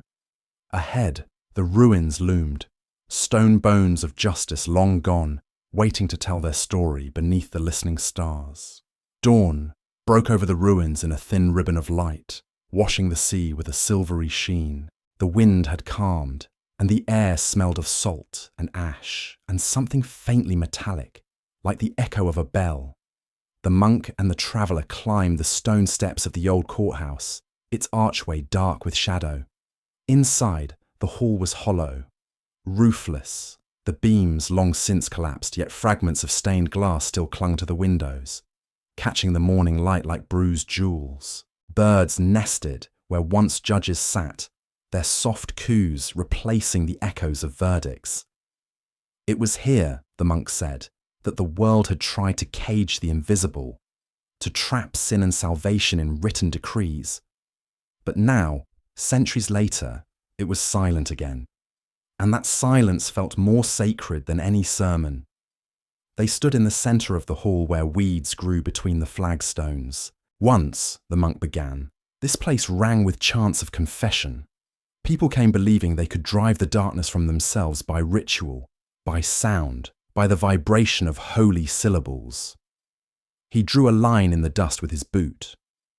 Before the church bells and the Latin prayers, before choirs filled cathedrals, men fought evil with rhythm and sound. Its music was their shield, and breath their sword. He took from his robe a small wooden flute, smooth from years of touch. It is said, he continued, that long before the word exorcism was written, the ancients used song to steady the heart of the afflicted. They believed melody disarmed what fear had armed. The Persians sang hymns to fire, the Hebrews to psalms, the Greeks to lyres, and later the monks of Christ would sing to drive out the shadow itself. The traveller listened as the monk raised the flute and played a slow, wavering note.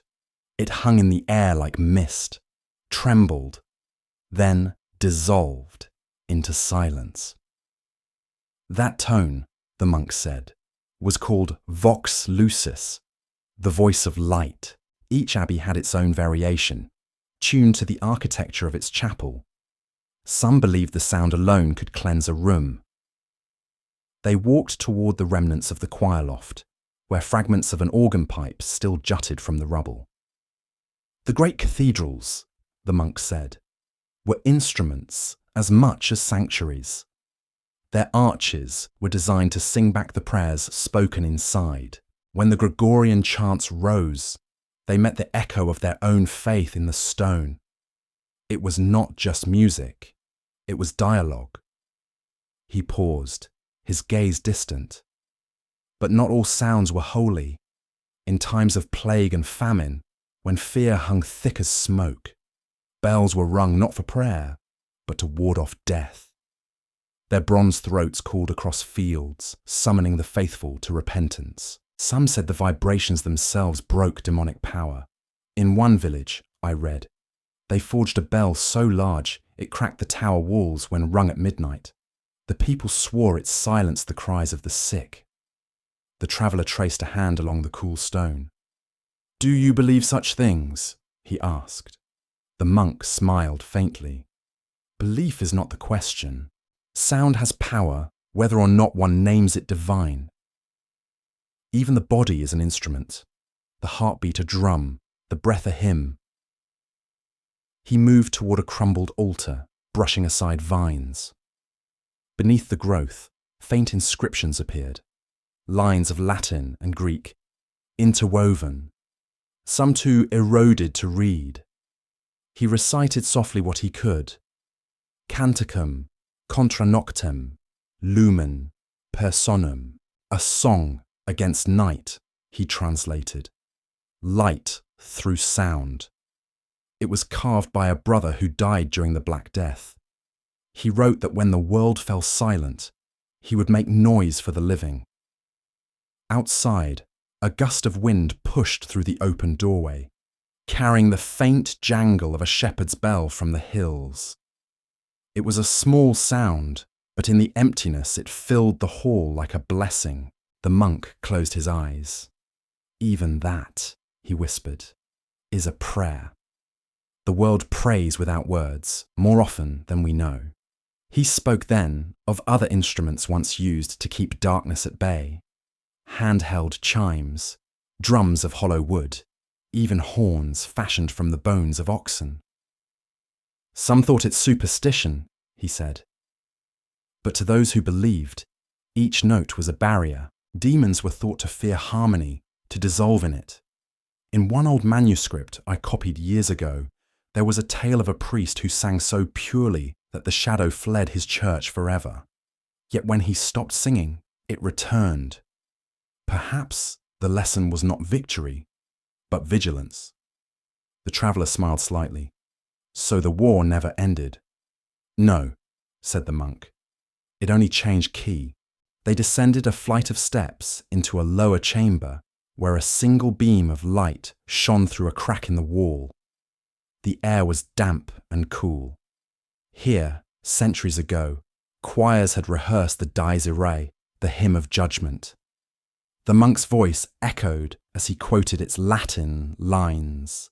"Day of wrath, that day shall dissolve the world in ashes."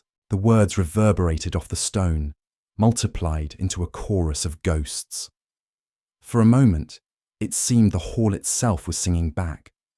Then the sound faded, leaving only the slow drip of water. The traveller shivered. "It's strange," he said softly. "Music meant to comfort can also terrify." "Yes," said the monk, "because it reminds us of what cannot be silenced. Faith sings not to erase fear, but to coexist with it." They emerged again into daylight. The wind carried the scent of salt and wildflowers, mingling with the distant toll of a bell from the harbour. The monk paused, listening.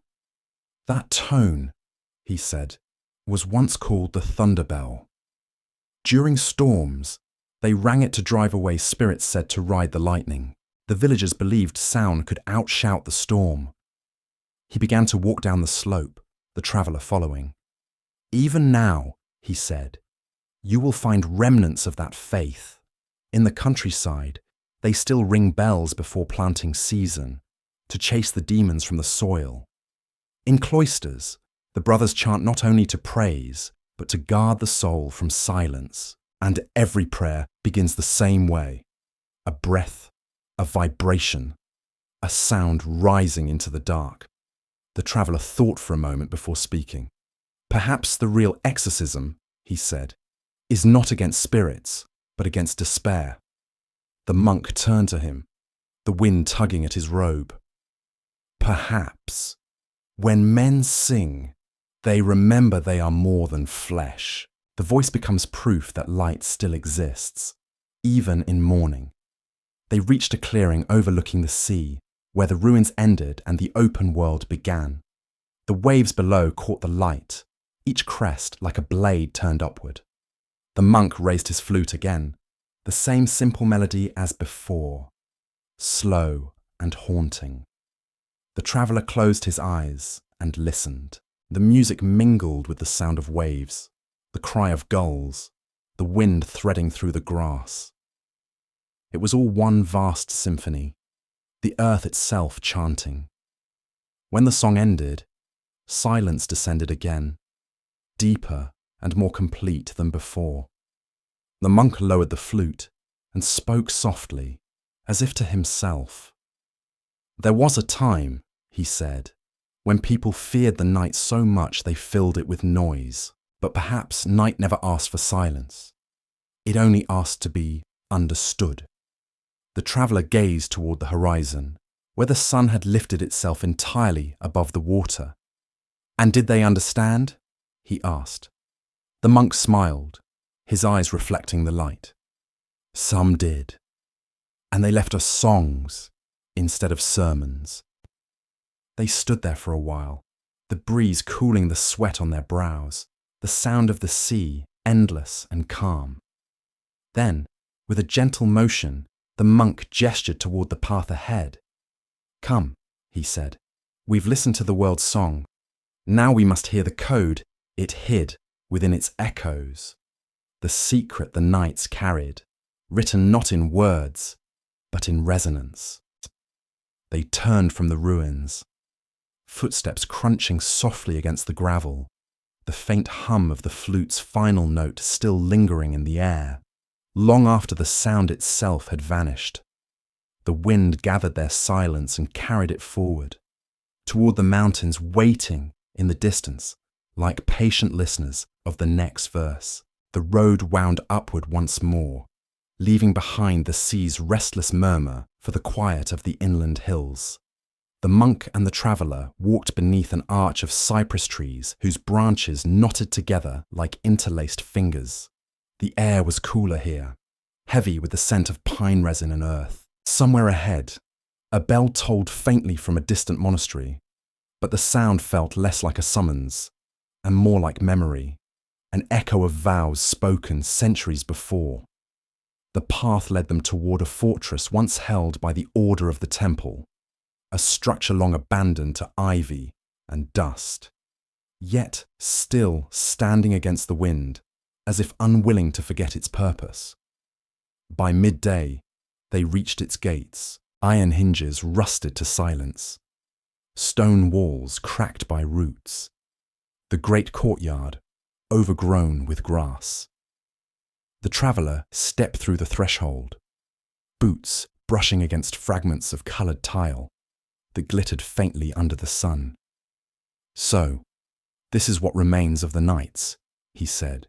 The monk nodded, eyes tracing the faint outlines of symbols carved into the lintel above the entrance, crosses, circles, and letters half erased.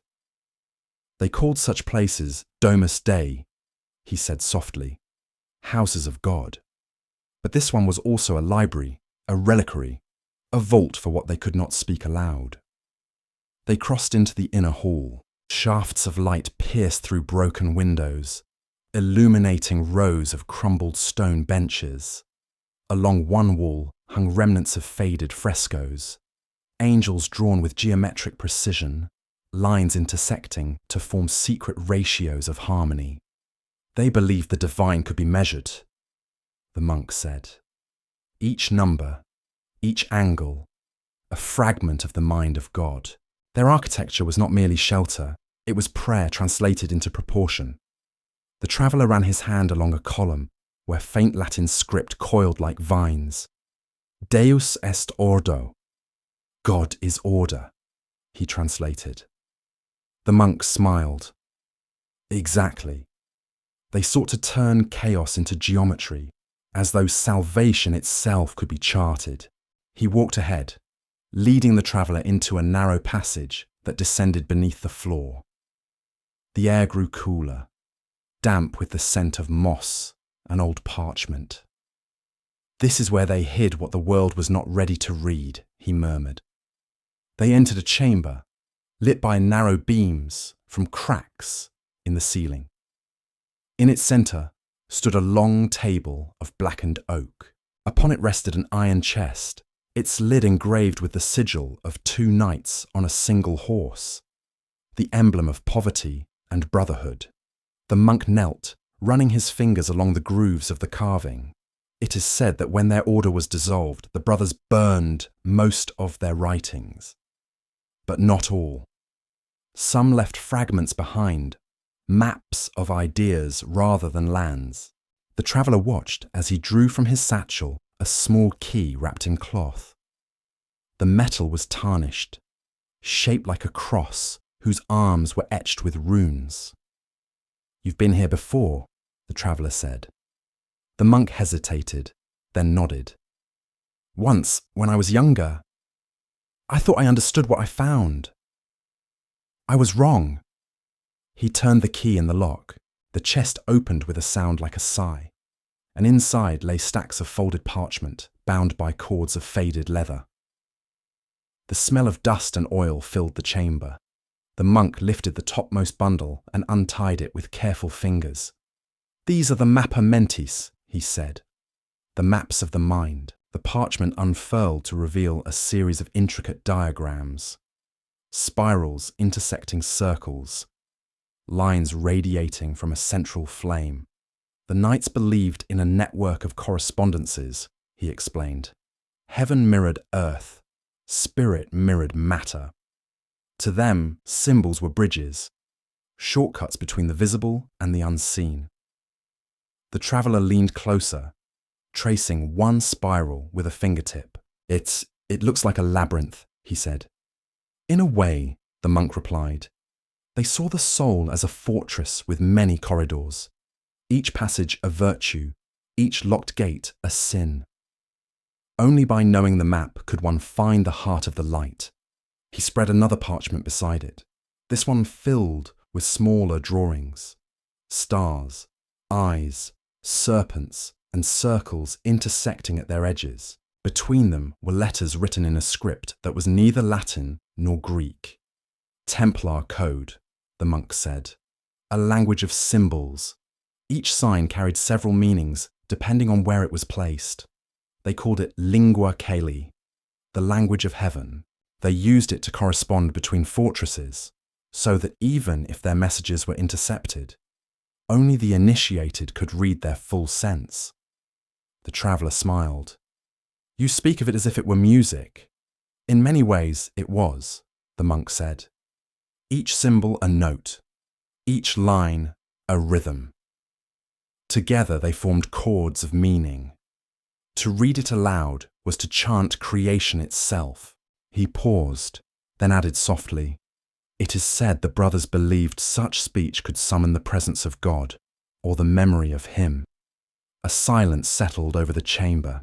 The light above them shifted as clouds passed, casting patterns that seemed to move across the floor. The monk gathered the parchments carefully, as if afraid the air itself might tear them. They knew their knowledge was dangerous, he said. When the world accused them of heresy, they said nothing. They let silence be their defense.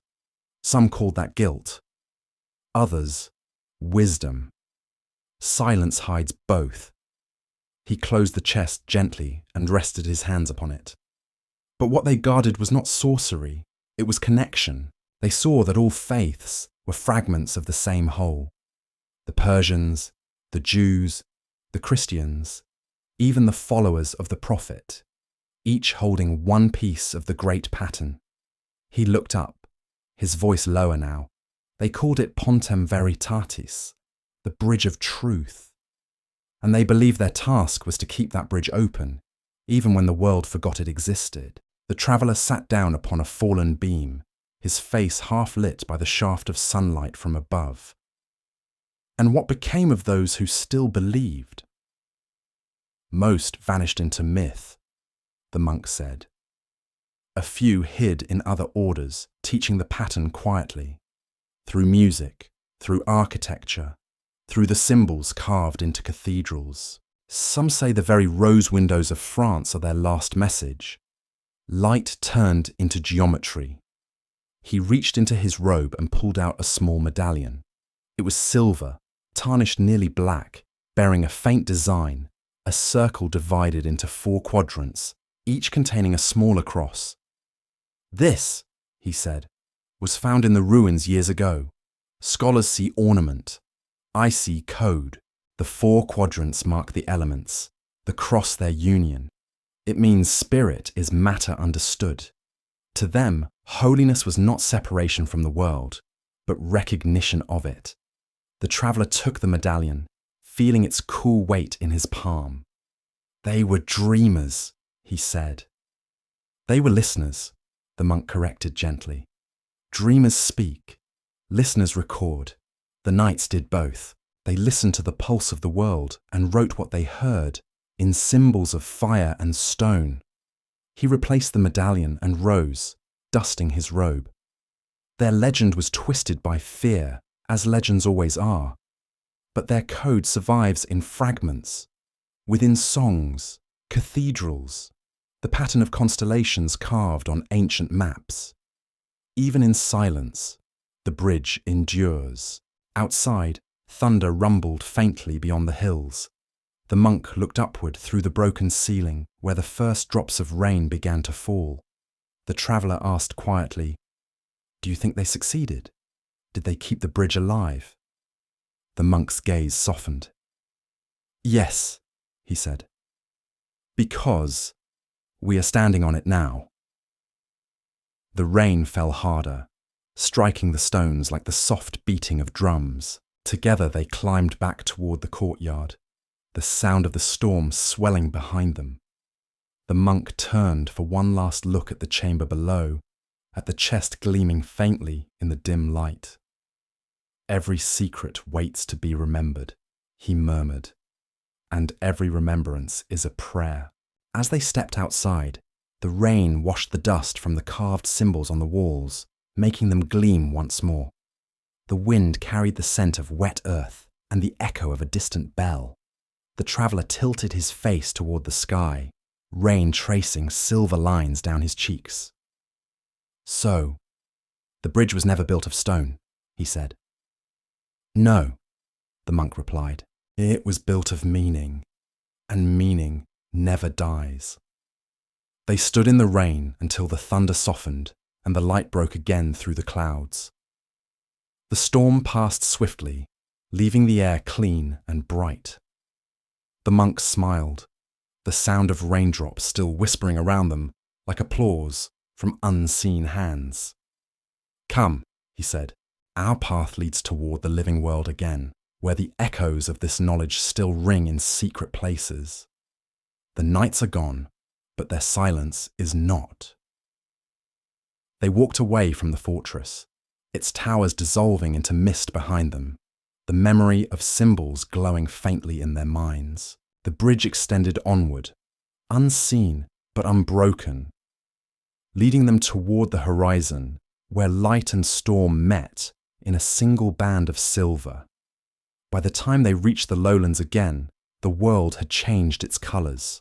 The forest gave way to fields of wheat swaying under the late sun, their golden heads rippling like an ocean of light. The air hummed with insects, and the wind smelled of warm grain and distant smoke.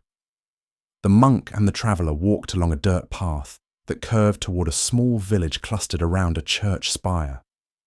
Bells rang faintly, calling the faithful to evening prayer. "Here," the monk said, "is where the echoes of those old wars found new voices. The struggle between good and evil no longer thundered in the heavens. It whispered in the hearts of ordinary men." As they entered the village, they passed stalls selling bread, candles, and small painted icons. A boy chased a dog through the square, laughing. Near the well, an old woman strung dried herbs into a wreath. Yet beneath the calm, the monk sensed the same pattern that had haunted every century: fear of the unseen, yearning for redemption, and the endless attempt to name what could not be named. "Even now," he said, "they ring bells at dusk, not just for prayer, but to drive away the spirits of the dead." The ritual remains, though the meaning fades. They stopped before the church, a modest building of white stone and timber. Over its door hung a wooden carving of St. Michael with a sword raised toward a coiling serpent. "The image endures," the monk murmured. "Light over darkness, order over chaos. But look closer." He pointed to the serpent's face. It was not monstrous, but sorrowful, almost human. The artist knew what the theologians feared to say. Evil wears the features we recognize. Inside, the chapel glowed with candlelight. The air was thick with incense, and the sound of chanting rose and fell in waves. The monk knelt, bowing his head, while the traveller stood watching the congregation. Farmers, children, merchants, all murmuring the same words that had once echoed in cathedrals and fortresses. The melody was old, perhaps older than the faith itself. It carried the simplicity of survival, to speak light aloud so that darkness might hear it. When the chant ended, the priest stepped forward to deliver his sermon. His voice was warm, yet edged with urgency. He spoke of temptation, of moral vigilance, of the devil walking not as an enemy of God, but as the whisperer of convenience. Evil today, he said, wears a reason's mask. It asks us not to hate, but to forget. The monk listened with closed eyes, tracing the grain of the pew beneath his fingers. He felt the truth in the priest's words, how the battle had become subtle, fought not with swords, but with memory. After the service, the monk and traveller lingered as the crowd dispersed. They watched a young couple light a candle before an icon of the Virgin, their faces reflected in the glass, like two halves of the same hope. Outside, the sun dipped lower, painting the fields in bronze. Faith still lives, the traveller said. It simply wears plainer clothes. The monk smiled. Faith adapts. That is how it survives. Every age rediscovers the same hunger, but gives it new language. They walked toward the edge of the village where a small gathering was taking place beneath an old oak tree. A circle of villagers stood holding hands while a man with a fiddle played a tune both lively and mournful. A harvest blessing, the monk said. In these songs lie the remnants of the old invocations, echoes of the chants once used to guard fields against demons and storms. He watched as the villagers sang of rain, bread, and peace. They no longer call it magic, he whispered, but the world still listens. The traveller noticed a young boy holding a painted board showing an angel and a horned figure weighing a heart on scales. They sell these charms, the boy said shyly, to keep away envy. The monk took the board gently, studying it. The lines were rough but meaningful. Balance, judgment, compassion. He handed the boy a coin and returned the charm. Keep it, he said. It works best when shared. As night fell, they climbed a hill overlooking the valley. Below them, the lights of the village glowed like a constellation mirrored on earth. The monk sat upon a stone, the traveller beside him. In every age, the monk said, the battle continues, but the armour changes. Once it was fought in temples and courts. Now it is waged in thought, in art, in how we treat one another. Some call it politics, others morality, but beneath all names beats the same pulse, the longing to prove that light is real. He took a folded parchment from his robe and spread it between them. It was a list of phrases, written in careful Latin, pugna interior, lux hominum, bellum silentium. The inner battle, he translated, the light of men, the silent war. These are the commandments of modern faith. We no longer fight dragons. We fight despair, apathy, corruption of purpose. But make no mistake, these are still demons, only dressed in reason. The traveller watched the stars appear one by one above the darkening horizon. And do we still win? He asked quietly. The monk chuckled softly. Victory has never been the measure, he said. Continuance is. As long as one candle burns, darkness has not yet claimed the world. He told stories of more recent centuries, of reformers and mystics, of scholars who sought to reconcile science and spirit, of revolutions that carried both liberation and blood. The same pattern, he said. Men destroy their idols only to carve new ones from the rubble. We build altars to progress, to ideology, to wealth, and then wonder why our prayers feel unanswered. He turned his gaze toward the faint silhouette of a factory beyond the fields, its chimney exhaling smoke into the stars. See that? He said. Even there the old myths hide. Fire, transformation, creation through destruction. The forge of industry is the altar reborn. A gust of wind rustled the wheat, and the monk fell silent, listening to the dry hiss of stalks against one another. It sounded almost like whispered prayer. The world prays constantly, he said after a moment. It only forgets the words.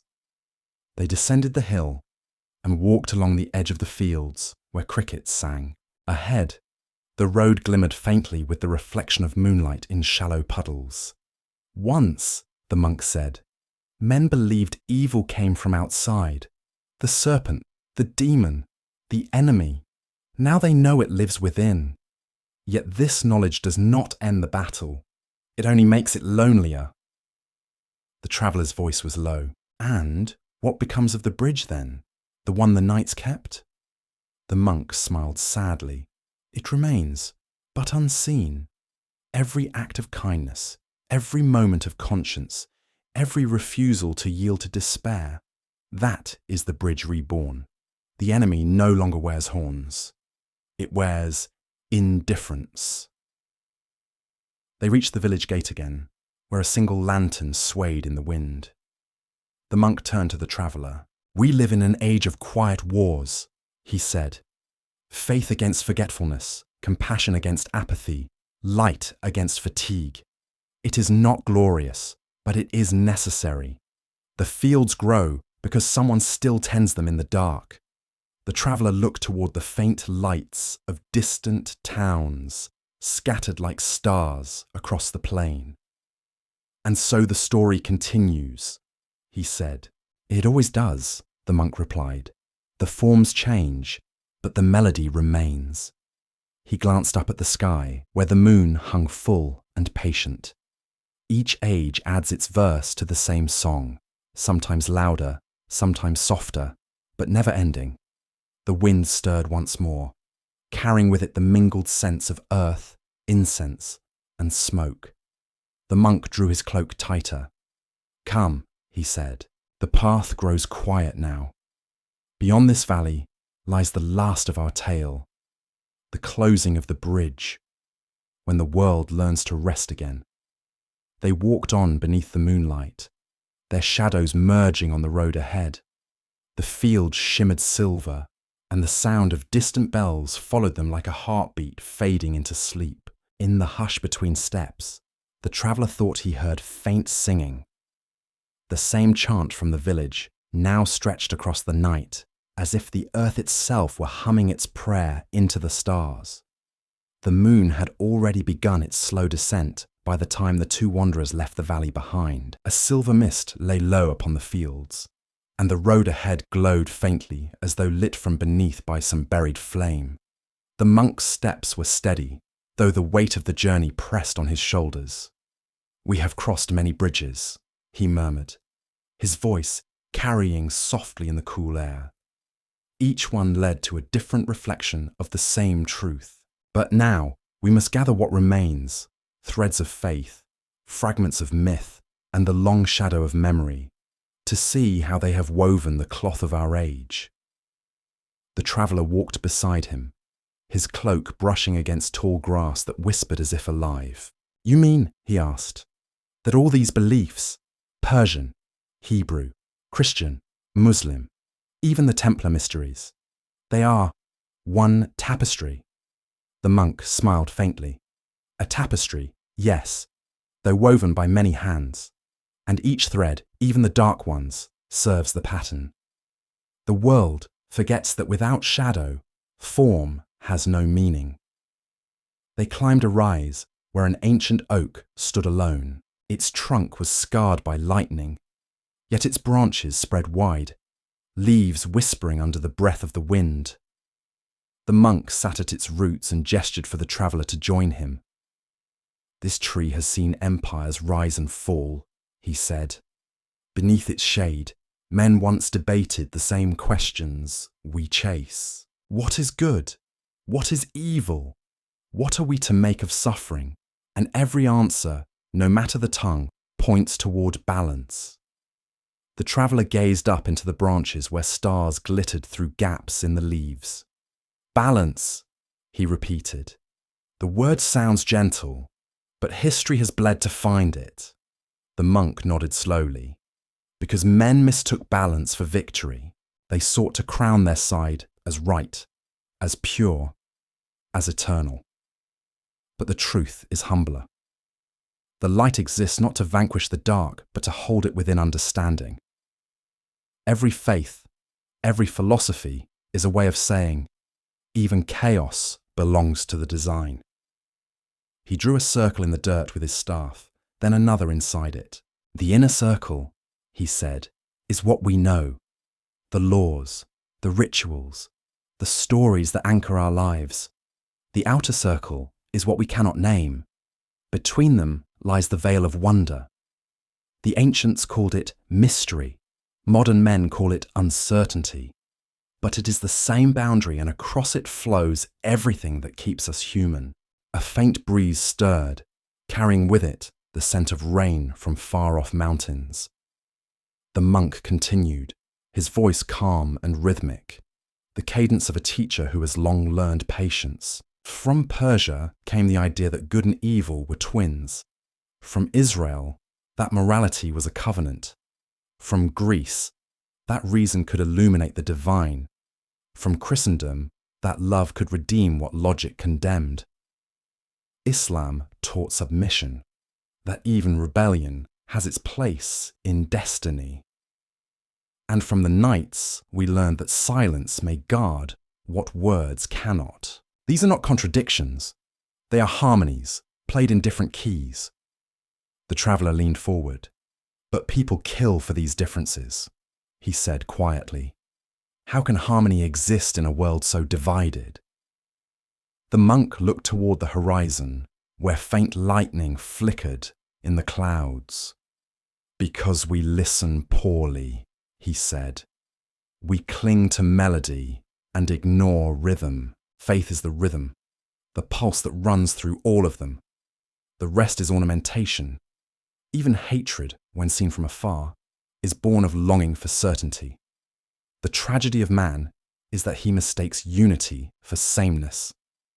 He took from his robe a folded parchment, worn thin at the edges. This, he said, unfolding it, was found among the relics of a monastery long destroyed. It bears no author, only a single inscription, Lux et umbra, non hostes sed amante, light and shadow, not enemies, but lovers. It was written during a time of plague when men saw death in every doorway. The writer must have understood something we forget, that opposites are not war, but courtship. The traveller smiled faintly, though his eyes remained distant. It sounds like poetry. Perhaps it was, said the monk. Perhaps truth often hides in poetry, because only rhythm can speak what reason cannot bear. They sat in silence for a time, listening to the wind hiss softly through the grass. The horizon began to blush faintly, the first hint of dawn pressing against the edges of night. The monk's eyes reflected that dim light. In the end, he said, what matters is not the origin of our myths, but their endurance. Whether born from fire altars or crosses, from the deserts of Arabia or the hills of Judea, they all tell us the same thing, that the human heart needs meaning the way the body needs breath. We invent stories not to escape the dark, but to learn how to live inside it. The traveller tilted his head. And what of Satan, or Iblis, or Angra Mainyu? The names we followed from one century to the next. What do they become when the story ends? The monk drew his hood tighter as the wind rose. They become mirrors, he said, reflections of the human capacity to choose. Each generation changes the name, paints a new mask. But underneath is always the same lesson, that we are both the fallen and the saved, the builder and the destroyer. The enemy we fight is never only beyond the gate. He reached into his satchel and withdrew a small book bound in leather. Its cover bore no title, only the impression of a circle crossed by a line. This is my journal, he said. Within it, I have written what I have seen and what I have guessed. But when I read it back, I cannot tell which is which. History and faith have merged until they are one voice. The traveller looked toward the awakening horizon. So, you will finish the story soon? He asked. The monk smiled gently. Stories do not end. They only find their quieter rhythms. This one will fall asleep soon, as all stories must, and dream itself anew in other tongues. He paused, his gaze distant. When men tire of theology, they call it philosophy. When they tire of philosophy, they call it art. Each rebirth is a way of remembering the same truth without knowing it. They watched as the sky paled, turning from silver to rose. Birds began to stir in the branches above, their song thin but persistent. "There is your proof," the monk said softly. "The world renews its hymn even when no one listens. That is the divine we forget, the persistence of melody." The traveller exhaled, the breath misting in the cold air. "And yet," he said, "for all our learning, we still seem so far from peace." "Ah." The monk looked at him, the faintest smile at the corners of his lips. "Peace," he said, "is not a destination. It is an act. To sit under this tree and speak without hatred is peace. To listen and not judge is peace. The bridge the knights built was never meant to carry armies. It was meant to carry understanding." He rose slowly, leaning on his staff. The wind had grown softer now, and the first rays of sunrise spilled across the hills. "Let us go," he said. "We have gathered the threads. The last step is to weave them into stillness."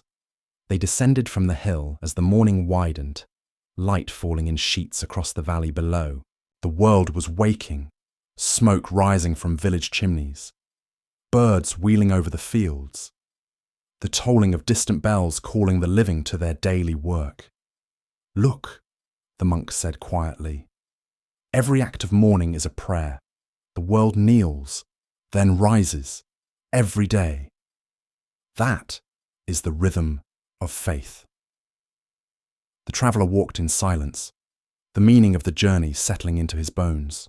Behind them, the oak tree stood outlined against the sun, half in shadow, half in gold, a living emblem of the phrase the monk had read: light and shadow, not enemies, but lovers. The wind rustled through its leaves, and for a heartbeat, it sounded like the turning of pages. As they reached the foot of the hill, the monk spoke again, his voice no louder than the breeze. "Soon the story will rest. We will gather what is left, the song, the bridge, the silence, and offer it back to the dark as gratitude." The traveller nodded. The road ahead shimmered with dawn, and their shadows stretched long before them, merging into one. The morning deepened into something softer, as though the world itself had taken a breath and held it. The mist of dawn melted into a pale gold haze that draped the hills like gauze. The monk and the traveller reached the crest of a low ridge, where the land fell gently toward a lake that mirrored the sky so perfectly it seemed the heavens had come down to rest. The surface was unbroken except for the slow ripple of a heron's wings, its reflection trailing across the water like a brushstroke of light. The monk stopped there, leaning upon his staff, and smiled faintly. "Here," he said, "is where the road ends, and yet it is not an ending at all."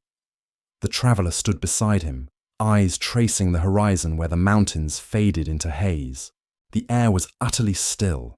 Every sound seemed to wait: the birds, the rustle of reeds, even the faint hum of distant bells. "It feels like the world is listening," he whispered. "It is," the monk replied, "for every story returns to silence. It is in silence that meaning sinks deep, taking root like seed beneath the soil." He walked toward the water's edge, his boots leaving faint impressions in the dew. The lake caught his reflection.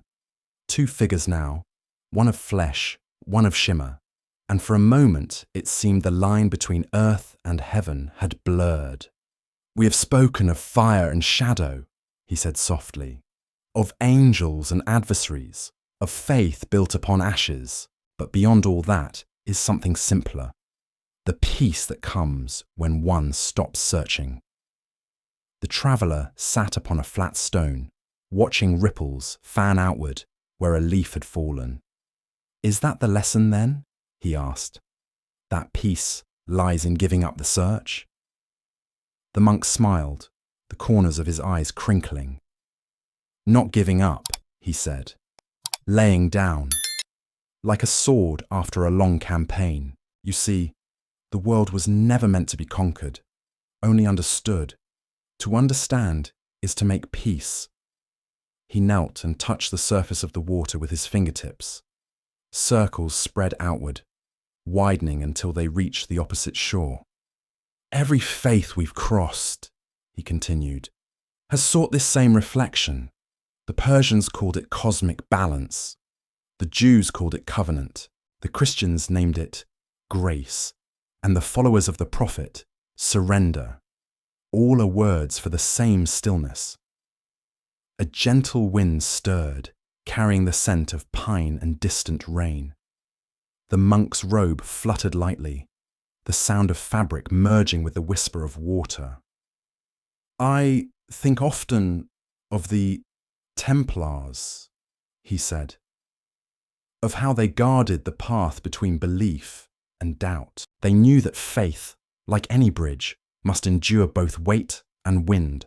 They built with stone and silence, because both endure longer than certainty. He looked toward the traveller, his expression soft with fatigue and affection. You have walked with me through centuries, he said, through ruins and revelations, through the labyrinth of history. What have you learned? The traveller hesitated, his gaze lost in the lake's stillness. That every age imagines its own devil, he said slowly, and its own God. And yet, behind both is the same yearning, to believe that light can be chosen, that the world is not meaningless. The monk nodded. Yes, the adversary is not the opposite of the divine, but its question. We name evil so that we might remember choice. Without the darkness, the soul forgets that it can burn. A single bell tolled from a village hidden beyond the trees. The sound floated across the water like breath. The monk closed his eyes, listening. That bell, he said, was forged centuries ago from the metal of weapons melted after war. Its sound carries both memory and release. So, it is with all things redeemed. They do not forget what they were, but they no longer wound. They stood in silence as clouds gathered over the lake, dimming the reflection. The first drops of rain fell, soft, cool, unhurried. The traveller tilted his face upward, eyes closed. It feels like absolution, he said. It is, the monk answered. The sky forgives us in its own language. They moved to the shelter of an old stone archway that jutted from the bank, a remnant of some forgotten chapel. Moss covered its sides, and ivy trailed from the top like green lace. This, the monk said, touching the cold stone, is all that remains of a house of prayer. Once it echoed with psalms. Now it listens. Perhaps this is truer worship, to be still and let the world sing for us. He sat beneath the arch and opened his satchel. Inside lay the journal he had carried since the beginning of their journey. Its pages were worn thin, the ink smudged in places by rain and travel. He opened to the last page and held the quill poised for a moment. The traveller watched as he began to write, his voice barely above the patter of rain. The tale of the adversary is the tale of man, our longing made visible, our fear given shape. We have chased the shadow across deserts and temples, across fire and sea, only to find it waiting in our own reflection. But each time we face it, we learn again that light is not absence of darkness, but the courage to see through it. When the final word was written, he blew gently on the page and closed the book. The act seemed to release something in the air. The rain slowed, then stopped. Sunlight broke through the clouds in wide golden bands that touched the water and turned it to glass. The monk smiled.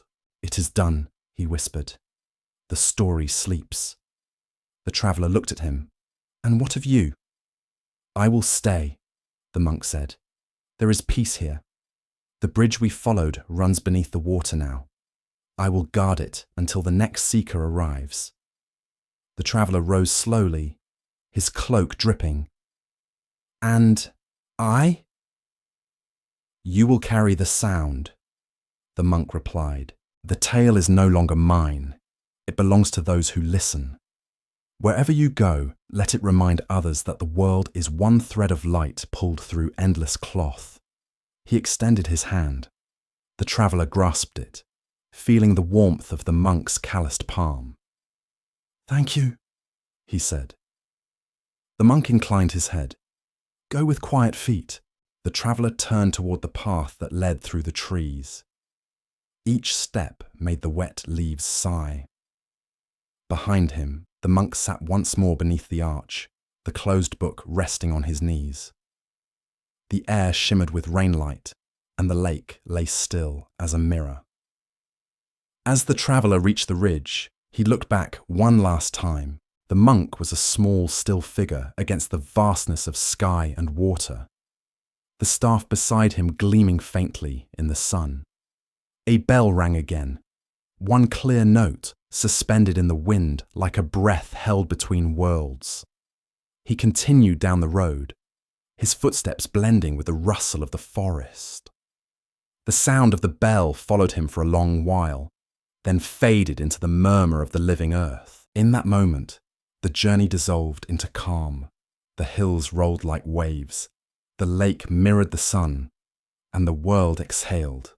The bridge was complete, unseen, eternal, resting between silence and song. And as the monk closed his eyes, the last thing he heard was the whisper of the wind through the arch.